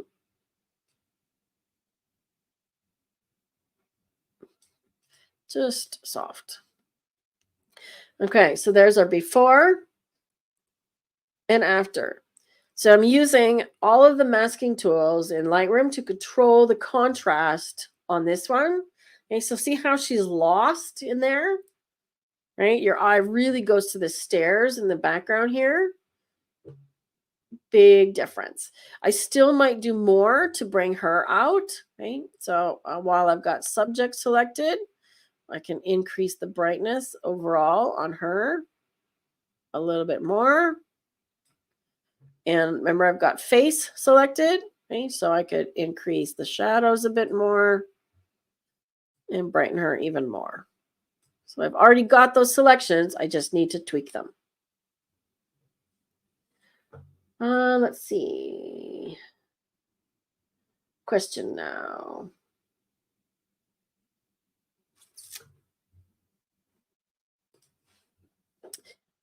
So yeah, if you couldn't get her to move, you know, they're sitting where they've been told to sit, kind of thing. You have to work with what you've got for sure. See you, Karen. When you darken the image and it results in clipping, do you care which color is clipped? No. Um, no, is the basic answer. And if I'm talking about clipping on the blacks, I'm doing that on purpose. I'm clipping the blacks on purpose because it gives you a richer color. So you want some blacks clipping, you don't want the whites clipping. Can the yarn going up to her left hand be put in focus? Not really. Oh, I see what you're saying, because I blurred it with the background. Ah, okay. Okay. All right, let's see if I can fix that. Yes. Ooh, tricky, because I would have to paint in focus. So let me zoom in a little bit more. Tricky. I'm going to turn the feather down, so I want a nicer, sharper. Okay, I'm going to show you a little trick here. So I'm going to get a small brush. Okay. I'm going to go flow 100, and I can't see where it is, right? So here's the trick. I'm pressing the backslash key. I'm going to get a really small brush. I'm pressing the backslash key so that I can see where I can actually see it there now, where I can see that the string starts, and I'm trying to get my brush the same width as the string. So I'm going to click on the end of the string here, there, and then I'm going to hold shift once I get rid of the spinny wheel. I'm going to hold shift and I'm going to click on the string here. Fingers crossed. It didn't do it. Okay, let me try it again. I'm going to click here.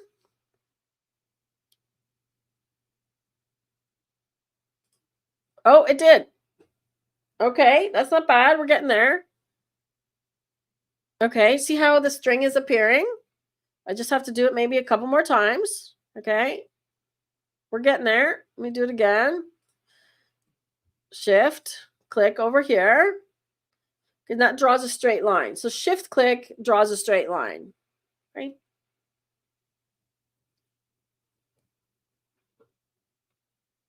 Ah, okay. So now what happened was my brush was too big, obviously. Okay, somehow my brush went too big. Let me go back here. Okay, somewhere along the line, my brush ended up big. So I just need to re-blur that. So yes, your answer is, and this is the challenge that I found with this tool, is it's really memory intensive, like really memory intensive, right? I'm going to go with a very slightly bigger brush here so I can get the whole string. So one there, fingers crossed. Yeah, this tool is really, really memory intensive, like really memory intensive. Okay, so there we are. It's not perfect, and I need to refine it along the edge of the string here. So I need to blur the edge a bit more, but it's definitely better than the string missing. So good pickup. I totally missed that when I blurred the background. Yeah, it picked up that. So it's got a bit of texture in it, but now we can see the string. Good call. I say ba. I'm not a sheep. Tricky. Really like how you brought out the character in her face. Thank you. Okay, so Marty, same assignment as Holly. Your job is to try and replicate this. Yeah, the string is very tiny. So it's, like I said, it's not perfect. It's still picking up a little bit of the background, right? I would probably zoom in to 100%.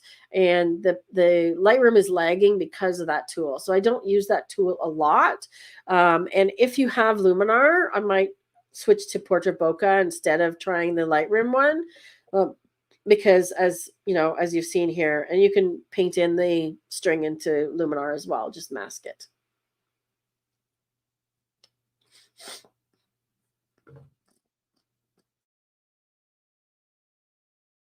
Danella says, Vanelli is suggesting we make our Lightroom catalog smaller and date and project oriented. I disagree with that. I've been using Lightroom for almost 20 years, and the Lightroom catalog is not a big deal. The Luminar catalog is. Luminar Neo, they're suggesting not putting more than 10,000 pictures in.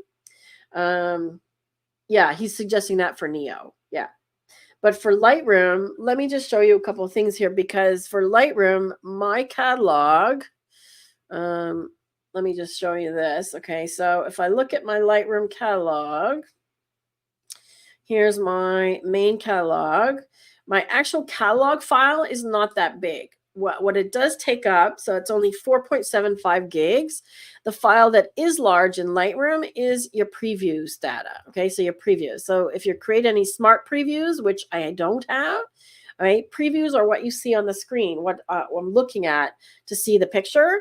And my Lightroom catalog previews are 93 gigabytes. Okay. However, let me show you how many images I have in my Lightroom catalog. Okay, so if we go to my full catalog, come on, mouse, there we go. I have 244,000 images. I don't know if you can see that right here. Okay, 244,000 images. Okay, keep in mind, again, we said that it's 93 gigs. But if we look at my Luminar catalog, where's my Luminar Neo catalog?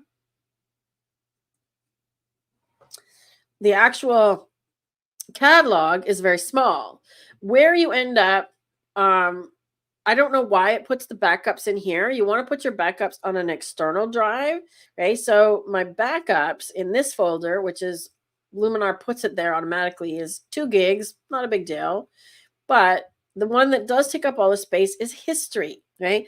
And this is the way that Luminar operates, is it saves all your edits, including if you add a layer, it saves this layer in here on your image as a file. Okay, so Luminar has 47 gigs, and you may think, okay, well, it's half the size of the Lightroom one. Okay, but do you remember how big my Lightroom catalog was? How many images? Let's look at how many I have in Luminar. Right, Luminar, I only have 2,800. 2,800.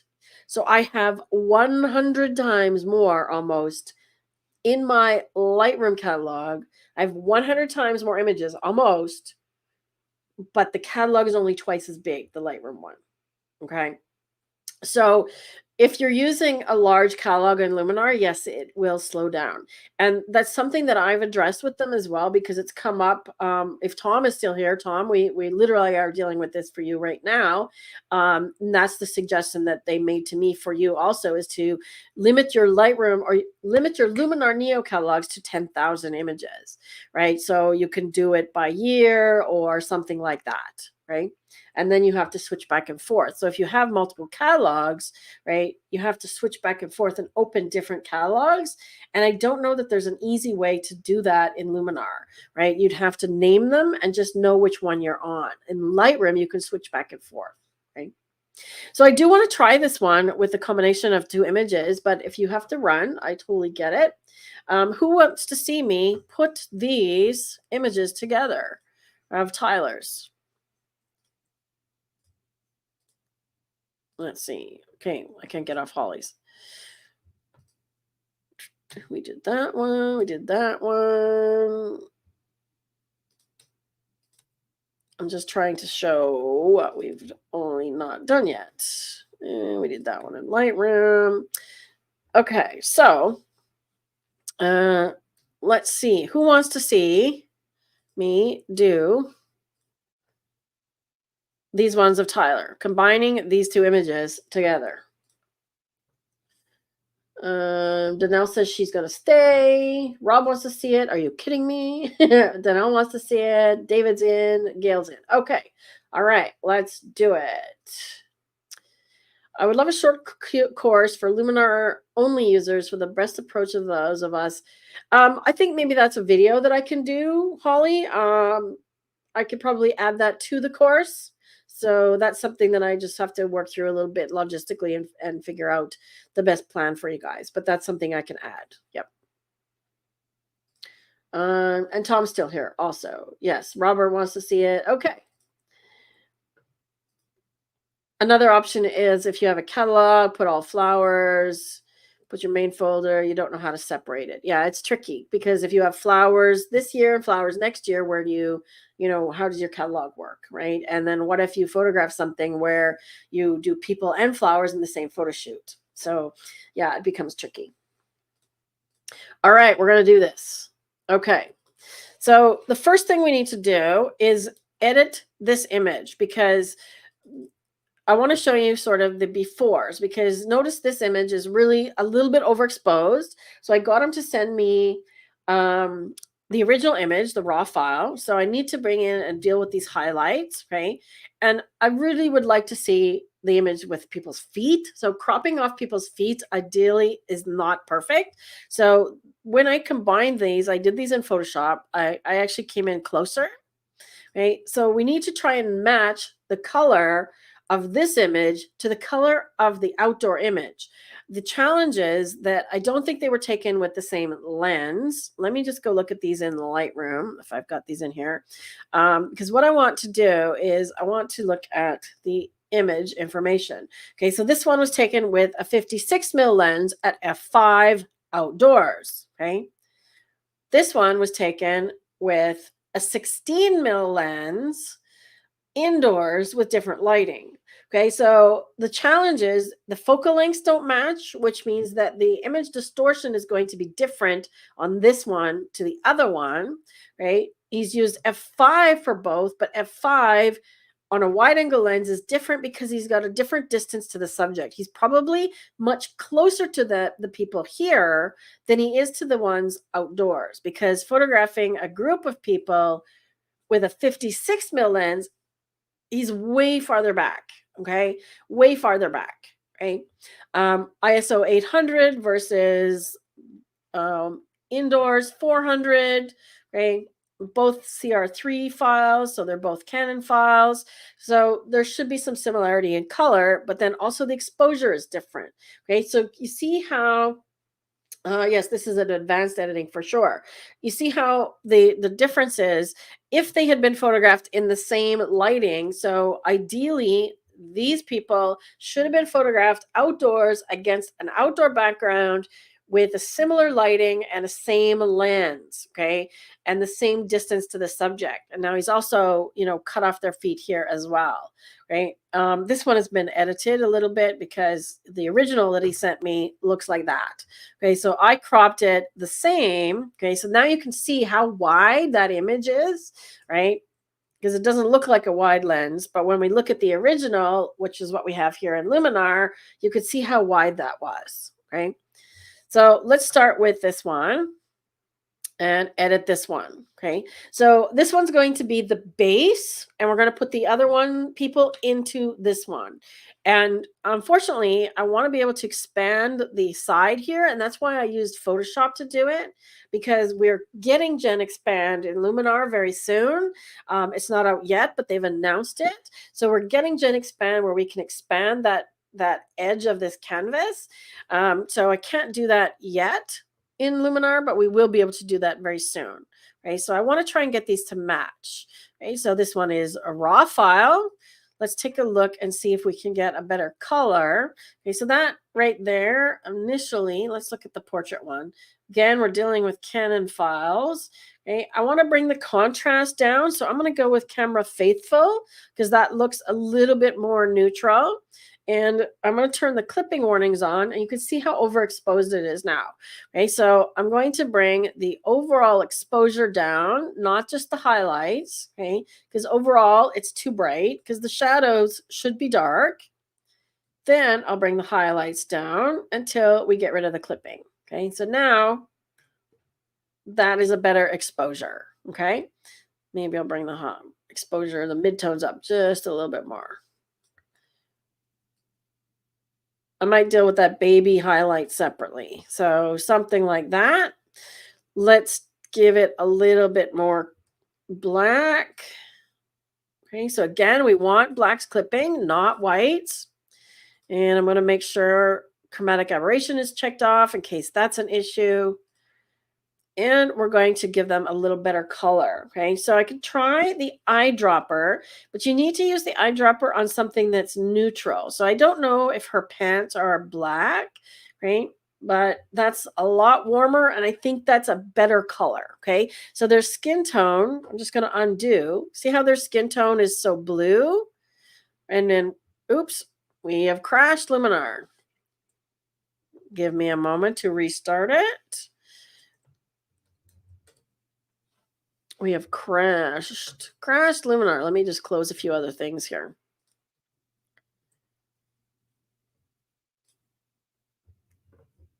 And we're coming back. All right, where do we leave off? Okay, let's leave off here. Oh, that's the edited one.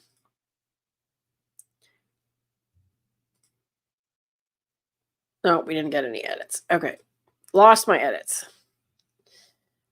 So I'm going to go to camera neutral again and bring those highlights down. Bring the exposure down a tiny bit. And what else did I do? Chromatic aberration and color. Okay, so let's do this again. So put it on her pants. See how much warmer? Okay, so skin tone. We already did that.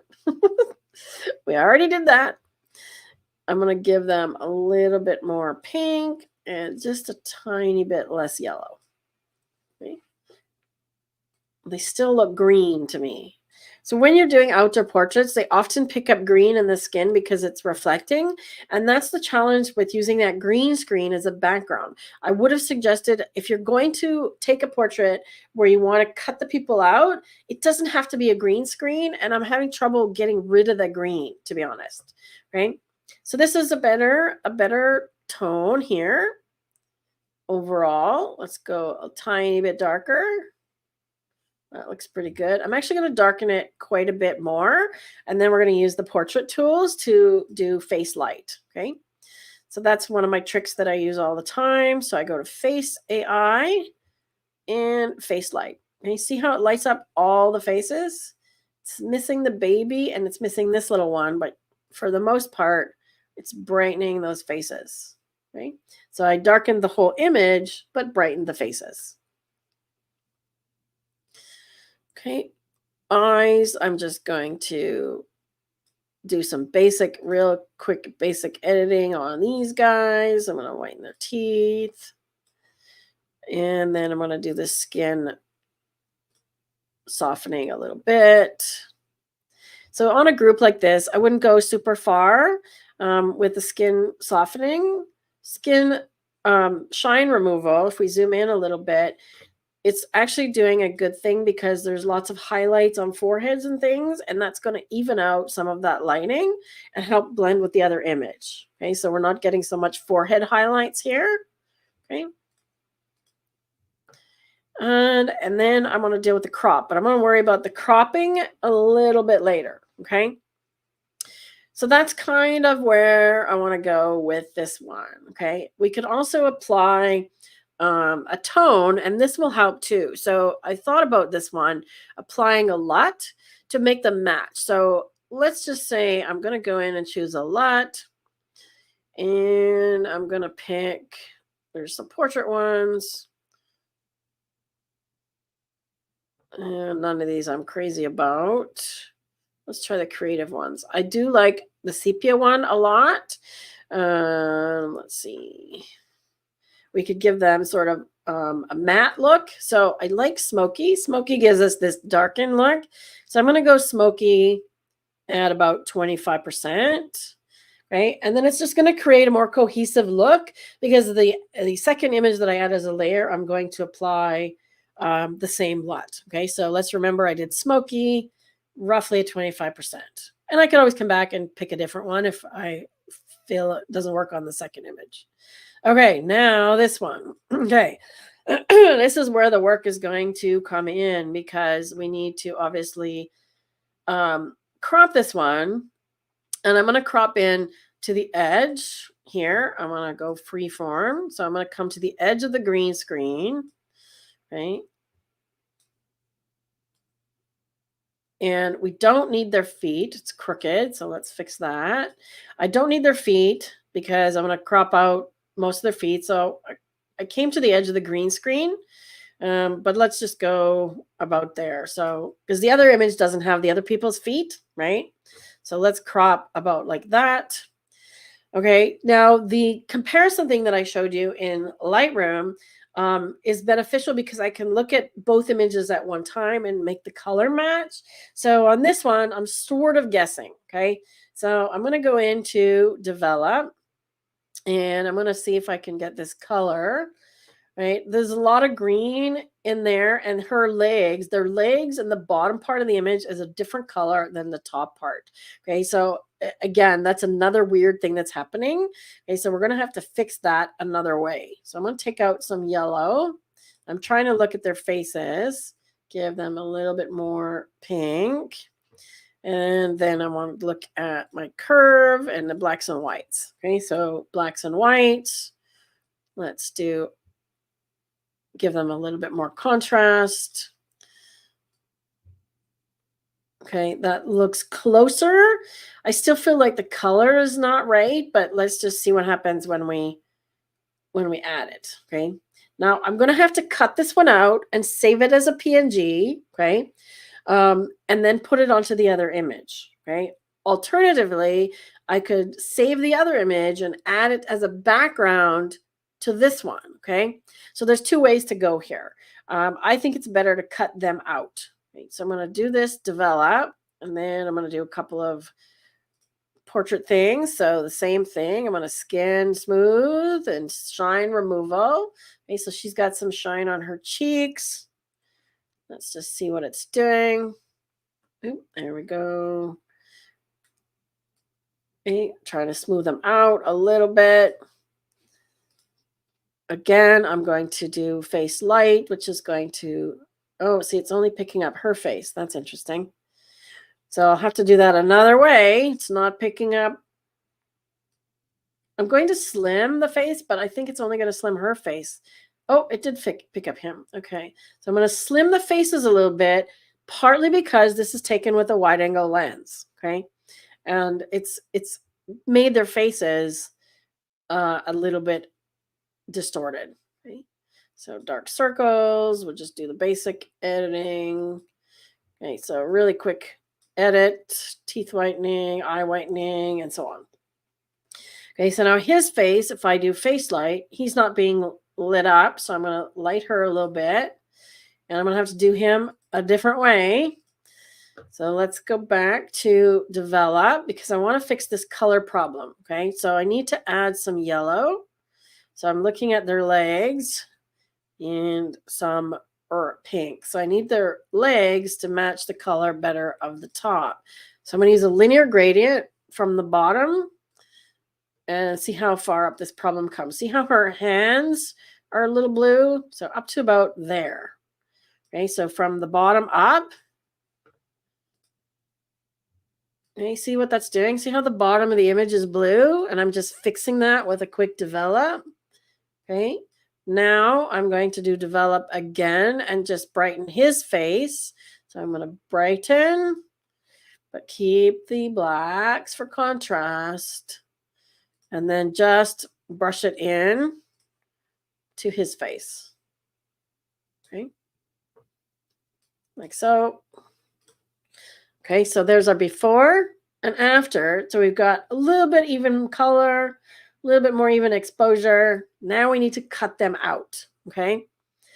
What I'm going to do before I do that is I'm going to take the green and go into color and darken the green. Right. So it's going to help find the edge, and I'm going to desaturate the green.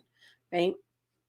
Because I don't want this green showing through, and it's showing up on them. So I'm going to desaturate the green, and now it's eliminating some of that problem on their skin. Okay. Now we should be able to get a better cutout. So we're going to use that portrait background removal again. Right. So portrait background removal is a regular tool. The other one is an extension, just background.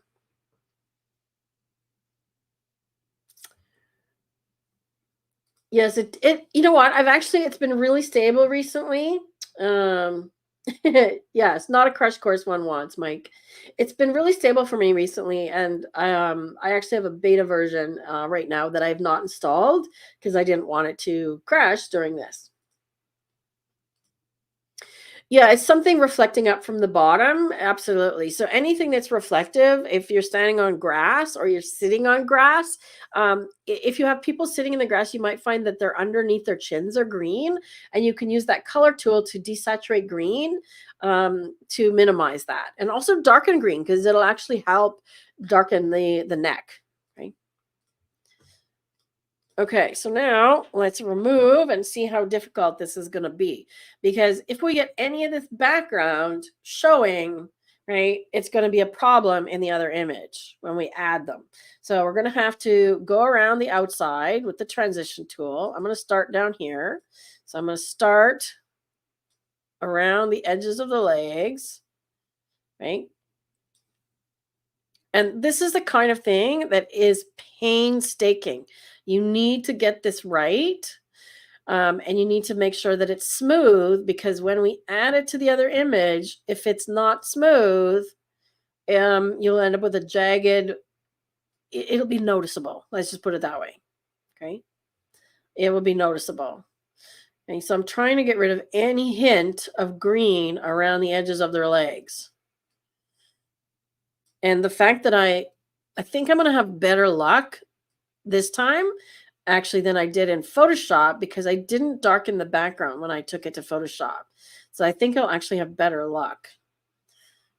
Right, so notice in here, I need to go transition in the middle here, because there should be slight opacity or slight transparency here in between their legs. Okay, so now see how it's making her leg partly disappear? So I need to make sure that I get the edge of her leg. Same here. So I can always mask out a bit more of the background once I take it to the other image, but I can't add her leg back. Okay, let's check around the arm. So let's go back to transition. We're going to do the arm. See, it did a really good job because I darkened that background and darkened the green. I think I'm going to have better luck this time. See a little bit of green right here. Right there. And then the hair, we need to make sure, go over the edge of the hair, especially when there's gaps like that. Let's zoom in. Okay, so see how it's picking up when I paint over the edge like this? It's picking up the gaps well. Okay, now, as a matter of fact, we can just say, well, I don't want this hair. Let's just remove it. So we can let that one fall into the background. And if I want this whole hair right here, let's just simplify the hair to go into the background. Right? See how that's solving some hair problems? Rob, I have a cat outside my door. Oops. I wanted that to be background. I think they missed their supper time, their lunchtime. Okay, so let's see how that's doing. So it's better. I'm going to just go through this edge of the hair one more time.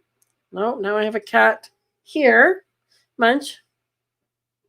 Munch. I have a hungry cat. I have a hungry cat. Okay, so I'm simplifying her hair because I know when I go to put it into the other image, I don't want so much hair sticking out. Right, and I'm trying to make sure there's no green all the way around, and it's looking pretty good. See how his shirt is partly opaque or transparent? I need to make sure that his shirt is part of the object that comes forward. Okay, see how it popped in like that? Okay. So it's a matter of switching between transition, background, and object. See, I need to tell it that that is the background.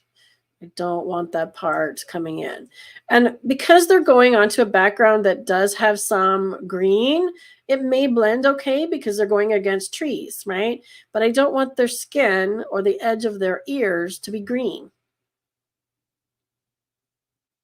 So I'm trying to get rid of as much green as possible. So as I said, this is kind of a painstaking process where you just have to do it little by little. That did a better job on his ear. See that? I'm going to get closer over here as well. Now, if you have a tablet and you're using a tablet for editing, this is even easier because you can paint with a pencil instead of a mouse. Right? I'm going to go transition right down the middle again. There we go. Okay, I'm going to back out and see how good we're doing. I think his hair, I think it looks okay. Her hair is not quite perfect. Let's fix that. So as soon as I close this, right, remember, as soon as I close this masking section, it will apply the mask. So we have to be careful to get everything. I'm missing a part of her shoulder now. Okay, let's see how that is. Okay, her hair looks a little bit too perfect there, a little bit too smooth. Okay, so I might kind of just make it more rounded like that, and then give her a little bit of this hair back. She needs a section there. Yeah, see how it's coming out bizarre now. Okay, so you don't want that choppy edge. That's what we want to avoid when we're bringing it into the other image. I think I've taken too much hair out. So if I need to put her hair back, I'm just going to come back here, paint back in the object. I'm putting the before and after key just to put the hair back. And then I'm going to run back transition through here.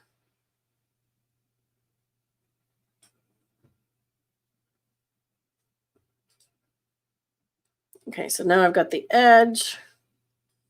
I try to take out too much of her hair.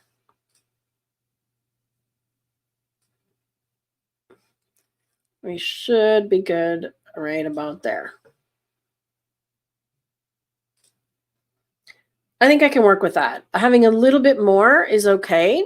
Okay, so now once I click over here, it's going to apply this and it's going to be cut out. Okay, so if I want to alter now, I have to go back through that process. And now I need to export this image as a PNG. Okay, so I'm exporting. This is a complicated edit. I'm just going to put it in. I'm going to put it in my downloads because I'm going to add it as a layer. So that's fine. I do not want to resize. And I need to make sure that it's saved as a PNG with transparency. Okay. So I may need to make sure the transparency. I'm just going to do low sharpening as well. Right. Saving as a PNG.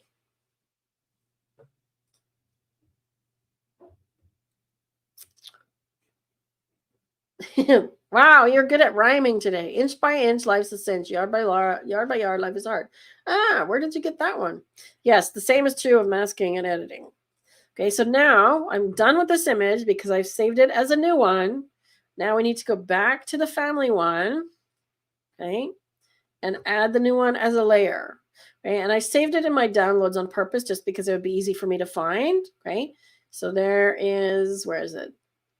I need the PNG. Where is it? There it is. Okay, so PNG, it's the last thing I edited. Okay, so I'm adding it. There's the couple. Now, as I add it to this image, I need to place it. Okay, so obviously they're transparent, so we need to make them fully opaque. And I want to try and match their size. So I put them side by side with the other people because I want to sort of match the face size. And this is where that lens disconnect comes into play as a challenge, okay? Because their heads are bigger than everybody else's heads, okay? And if I make her knees where the other lady's knees are, right? This is about the right size, I think, right? Maybe a little bit bigger. Their heads are too big, right? So I kind of have to balance this, right? And where I cropped it looks like about right. You know, the challenge is, okay, where do I put them? Okay, because if I want them to go here, you see that he's off the picture, right? So I'm going to put them somewhere where you can sort of see both of their faces. And ideally, if we had more on the group picture, we would crop it wider. We need space for them to go in that picture. Okay. So if they knew they were going to do that, all right, you would leave more there. Okay. Ah, Zig Ziglar. I went to one of his workshops too. Now can you see there's a color issue, there's a sharpness issue, there's all kinds of issue, right? But let's put them here and see if we can get them to match a little bit better, okay? We know that I did the mood, so I'm going to go find that LUT. That was in creative. Was it smoky? I think it was smoky, right? At about 25, right? So even that helps, but there's still a color disconnect here, right? So the quality or the issue, let me get in here. Right, this image is a little grainier. You could see the background a little bit. And also because I had to crop that one so much, look how pixelated that is. Okay, this image of the girl and the guy is not the same size. They're not big enough. Okay, so they're pixelated when I get to this image. See that? So because he took it so far away, by the time we crop down, I don't know if you can see this, right? See how sharp, smooth this image is? See how pixelated that one is, right? It's just like that because I had to enlarge it so much. Okay. So it's going to be a challenge. So this one is never going to be perfect, but let's see if we can get it as good as possible. Okay. The lighting is different. Like you notice the lighting on the couple is coming from the side. The lighting from the family is coming from overhead. So one trick that I did was I actually used studio light. And this is on the layer of the couple, okay? So I bring up studio light and I'm trying to make the lighting match a little better. So I want to give them overhead lighting, which is bizarre. I mean, you never would do that. But I'm trying to match the light a little bit better, right? Is that a little bit better? See how their faces are lit up a little better? Let's go more over this way. It's closer. So everything has to match when you're doing a blend like this. So I'm trying to do some tricks to make them match a little better. Right now I need to blend them in, obviously, because this one looks like she's standing in front of the little girl.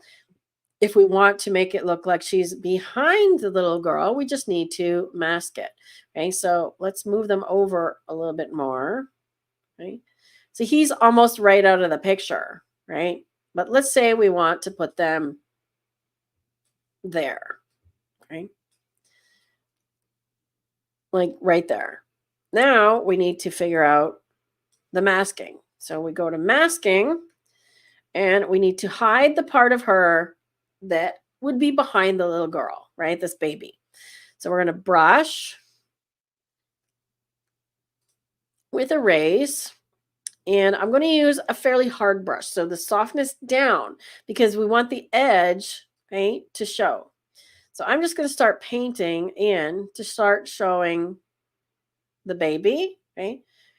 And it's not going to be perfect, but you'll see in a minute what I'm going to do. So like that, right? So I painted at 50%. Let's do it again at 100%. So I'm just getting the foot and his leg, okay? See that? So now I've got the whole kid, the whole guy's arm, get the foot, right?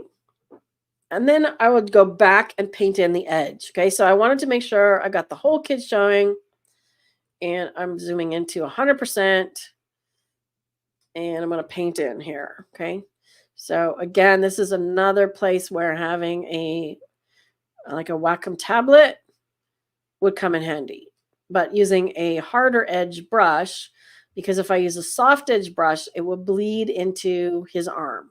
Okay. So I'm literally, I need to paint at 100%. I'm literally just going carefully around the edge. Right. I can go a little faster here, but then I just have to be careful around the edge. Okay. And smaller brush when you get into these little corners. So I'm not going to do this entire thing. I'm just going to do around the elbow here just to give you an idea of how this goes. Okay. So get her face, come up into the child, right in here. And when I get into this little corner, that's where I'm getting a tiny little brush like that. Tiny little brush along the edge. So you can use a little brush along the edge and then get a bigger brush and fill in the gaps. I can smooth the shirt out while I'm here. Okay, so getting rid of that and put her face back. There we go. Okay, so you're starting to see the idea. Okay, she's missing her head. There we go.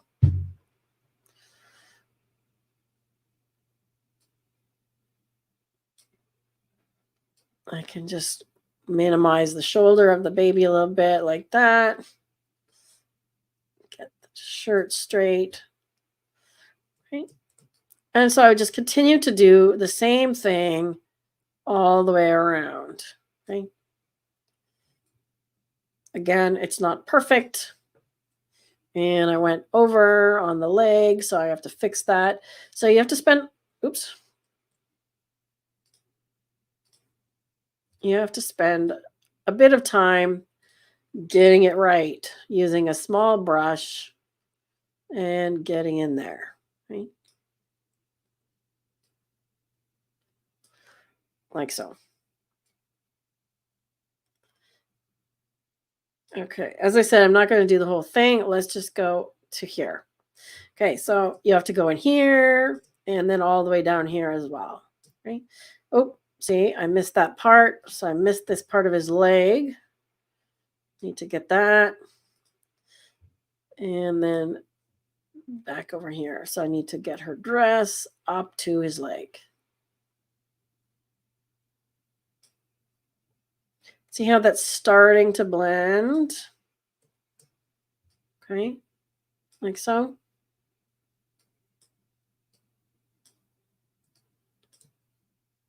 Okay, so I said I wasn't going to do the whole thing, and we're almost done. Right, we're almost done. Again, it's not perfect, but I just want to show you roughly what we got. Okay, so this kind of thing I would probably spend upwards of a couple of hours doing just to get the masking right and get it perfectly smoothed. Okay, so take your time when you're masking. And again, if you need to do a thing like this where you need to add somebody into an image, get them as similar as possible, same lens, same lighting, same cropping. Okay, so now that I back out, okay, you can see what I've done to add them, and their color is actually pretty similar, but it's that lighting issue, right? So they still have more shadow under their chins than these guys do. So what I might do is, oops, come in here and do maybe a dodge and burn, or I can try develop. Let's do develop. I like develop better. Okay, so I'm literally just going to darken the shadows and then use the brush at a lower opacity and just kind of paint in some shadows under their chins. Okay. So again, I'm using a light soft brush at a lower opacity, okay, under the chin. Now he's already got a beard, but let's just enhance it. Okay, now see how these guys also have dark eyes and their eyebrows are dark? So I'm going to literally darken their eyes. I don't want to, right? But the lighting does not match, okay? So just give them a little bit less light in the eyebrows or in the eyelids, okay? They've got darker circles under the eyes, so she's got some light, like almost like a sunburn here. Again, I'm trying to match the lighting. Okay. Can you see what that's doing? It's helping them match the other ones a little better. They also have catch lights in their eyes, the little highlights that I mentioned, and the other people don't. Okay, so technically, I could literally darken their highlights too. Okay, so darken these catch lights a little bit because it looks like the lighting is different. Right? Anybody that knows what lighting and what catch lights are, like I would pick up on that right away, right? Because they're different. And you see how that's a little better now? They've got a little more shadow. So you're starting to see all of the things that I'm applying here. And that was like a really deluxe advanced edit. And we don't have enough of the background to put him on. But I'm going to hang on to this one because when we have Generate out in Luminar, I might be able to expand that background image with the family on it and see if he blends better. No, this is Tyler's image. Yeah, so it is possible. Is it perfect? No. But a few things aside, you know, it's workable.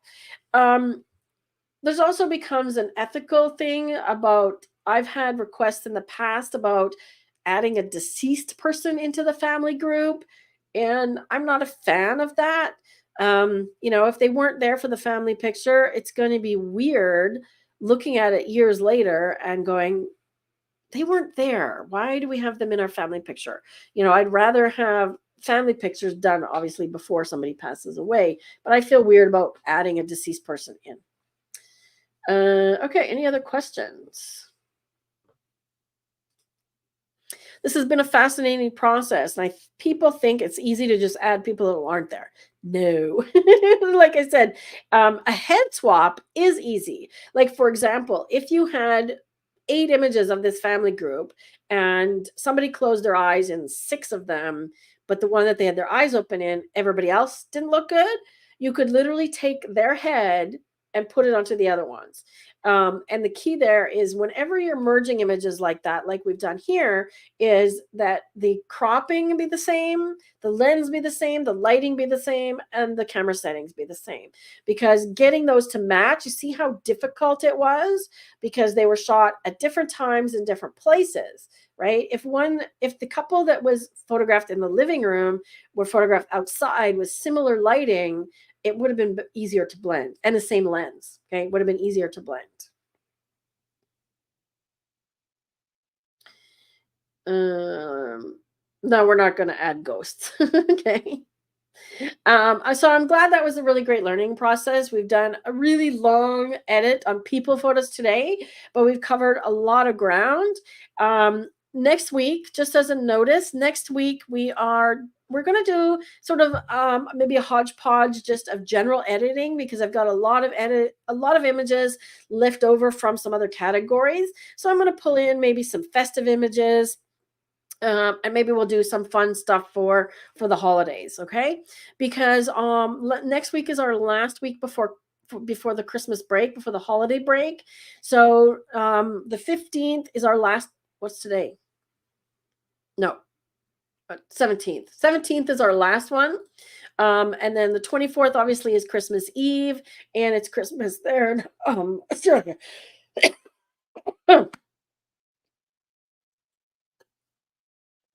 I almost made it, Rob. I almost made it without coughing. Thanks, Tom. I'm glad you enjoyed this one. We need to do our another session, don't we, Tom? I think I got your email. 10th. Yes. Oh, 10th. I thought you were saying today was the 10th. Today is the 10th. Okay, so 17th we have one, and then the 24th and the 31st we will not have sessions.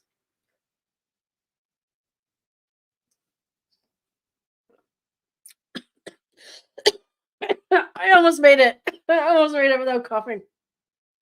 My coffee's cold. It's time to go. So take care, everyone, and we'll see you next week for our last session before the holiday break. All right. See you same time next week.